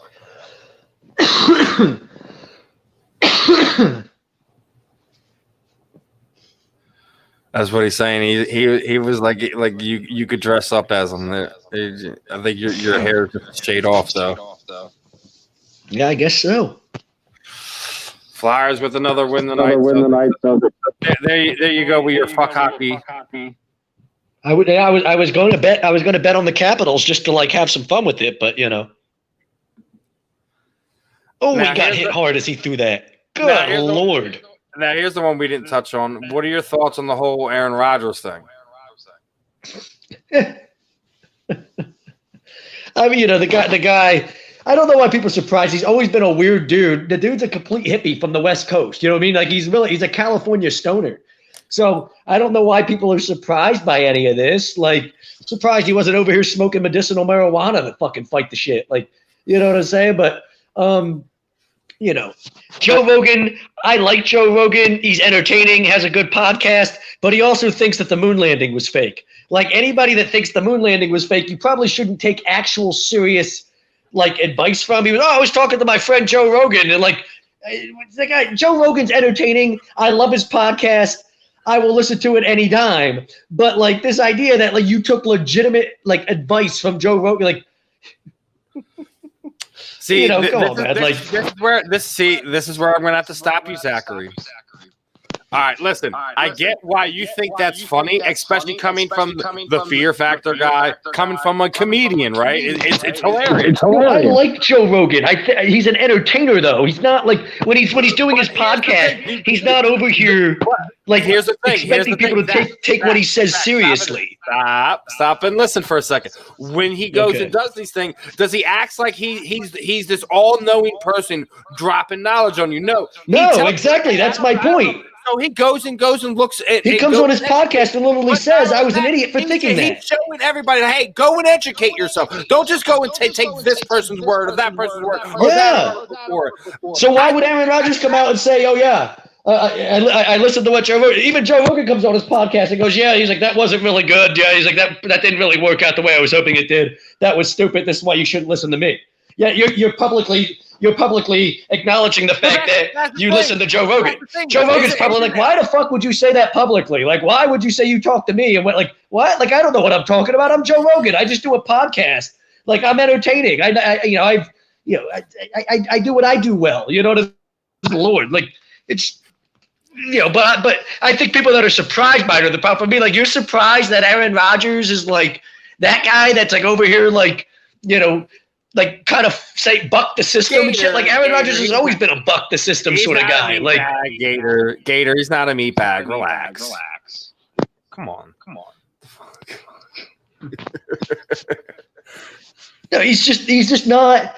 He's Joe Rogan, is what he and he'd be the first to tell you, he's not some he's not some intelligent person with extreme smarts and shit. He's just a guy, a blue collar guy, most people. Yeah, but he's just the one that I think he's kind of forcing conversations to be had where people weren't pushing the envelopes for him to be had. Well, Joe Rogan's always been that guy. Joe Rogan's the guy that 15 years ago went on stage and called when Carlos Mencia was like the hottest comedian in the fucking business, and he went on stage and told him he was a complete fraud whose name wasn't even Carlos and who stole jokes from people and they tried to pass it on as his own. Like, he's always been that guy. Like, again, like Rogan, like, he's a good dude, but this idea that, like, I'm not going to listen to Joe Rogan's podcast and be like, no, Joe Rogan said this on his podcast, I should take that seriously. No, I'm going to laugh and be like, look at Joe Rogan, like, you know, being what he is. Like, this is why I love this guy. He tells you how it is, and he's real as hell about everything, and he doesn't really give a fuck about, you know, whether you're judging him or your feelings about it or anything like that. Great, but, like, good Lord. He absolutely punked me. Not only did he punk, he's done that to a lot of people. Like people who try to sit there. Like do you remember the Fear Factor guy was bullying his wife, and Joe fucking was basically called him out. Like, hey, you're not gonna be a douchebag here. Get the fuck out of here with that. Like, you know, it's just. I'll say, you know, 93, 83 would have had 10 minutes left in the fourth there. So I think the Sixers get it. As Lord said, Cork is playing out of his mind right now. How you feeling about it? You know, he's a guy that's got a chance to kind of step up and find a role on this team. If you could play from the perimeter, you know, it's something that, like, you know, really makes you a valuable player for us. So, you know, he's versatile, can do a little bit of everything. If he can improve his perimeter game, become a guy that can score for you from the perimeter, becomes even more valuable for you. With you there, brother. With you there. But like I said, I'm not sure what happens to Sarah. See if I can get a hold of her manager and see if we can reschedule. But with that being said, 2 hour mark. Where did time go? Is it bad that when he initially said Cork, I thought he was talking about Corky from, like, Life Goes On, whatever the fuck that show was back in the day? I was like, Cork, how's it go? Like, yeah, now I know what you're talking about. Oh man! With that being said, this should put a bow on an episode. We'll be back. Same time, same channel next week. Anything else you want to add before we wrap this one up, brother? Yeah, I'm tired of seeing this storm in the field thing in college football is getting ridiculous. Arizona won their first game, and they had a 20-game losing streak. They beat California 10-3 to win their first game in 20 after a 20-game losing streak, and they stormed the field like they had won the Pac-12 title or something. Like, yeah, good Lord. So is that going to be your new gripe? The college co-eds over on there running onto the field after a win. I mean, like certain, like, you know, like Purdue beating Michigan State. That stormed the field worthy. Okay, like, you snapped a 20-game losing streak and beat California, who's pretty much as bad as you are.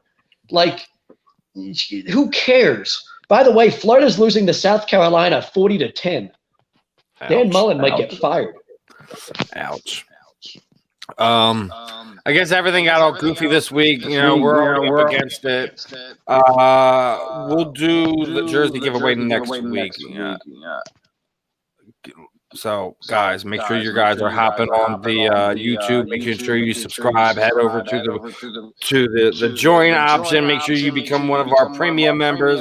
Take advantage of all the perks, the giveaways, the member only shows, the money pot guys, and Big Will for all the bets. Got to take advantage of all. It pays for itself in the end, guys. So, other than that, I'm Steve. He's Zach. This was another episode of the Weekly Roundup. I'll see you guys November 13th. Saturday. 8 to 10. Peace out, people.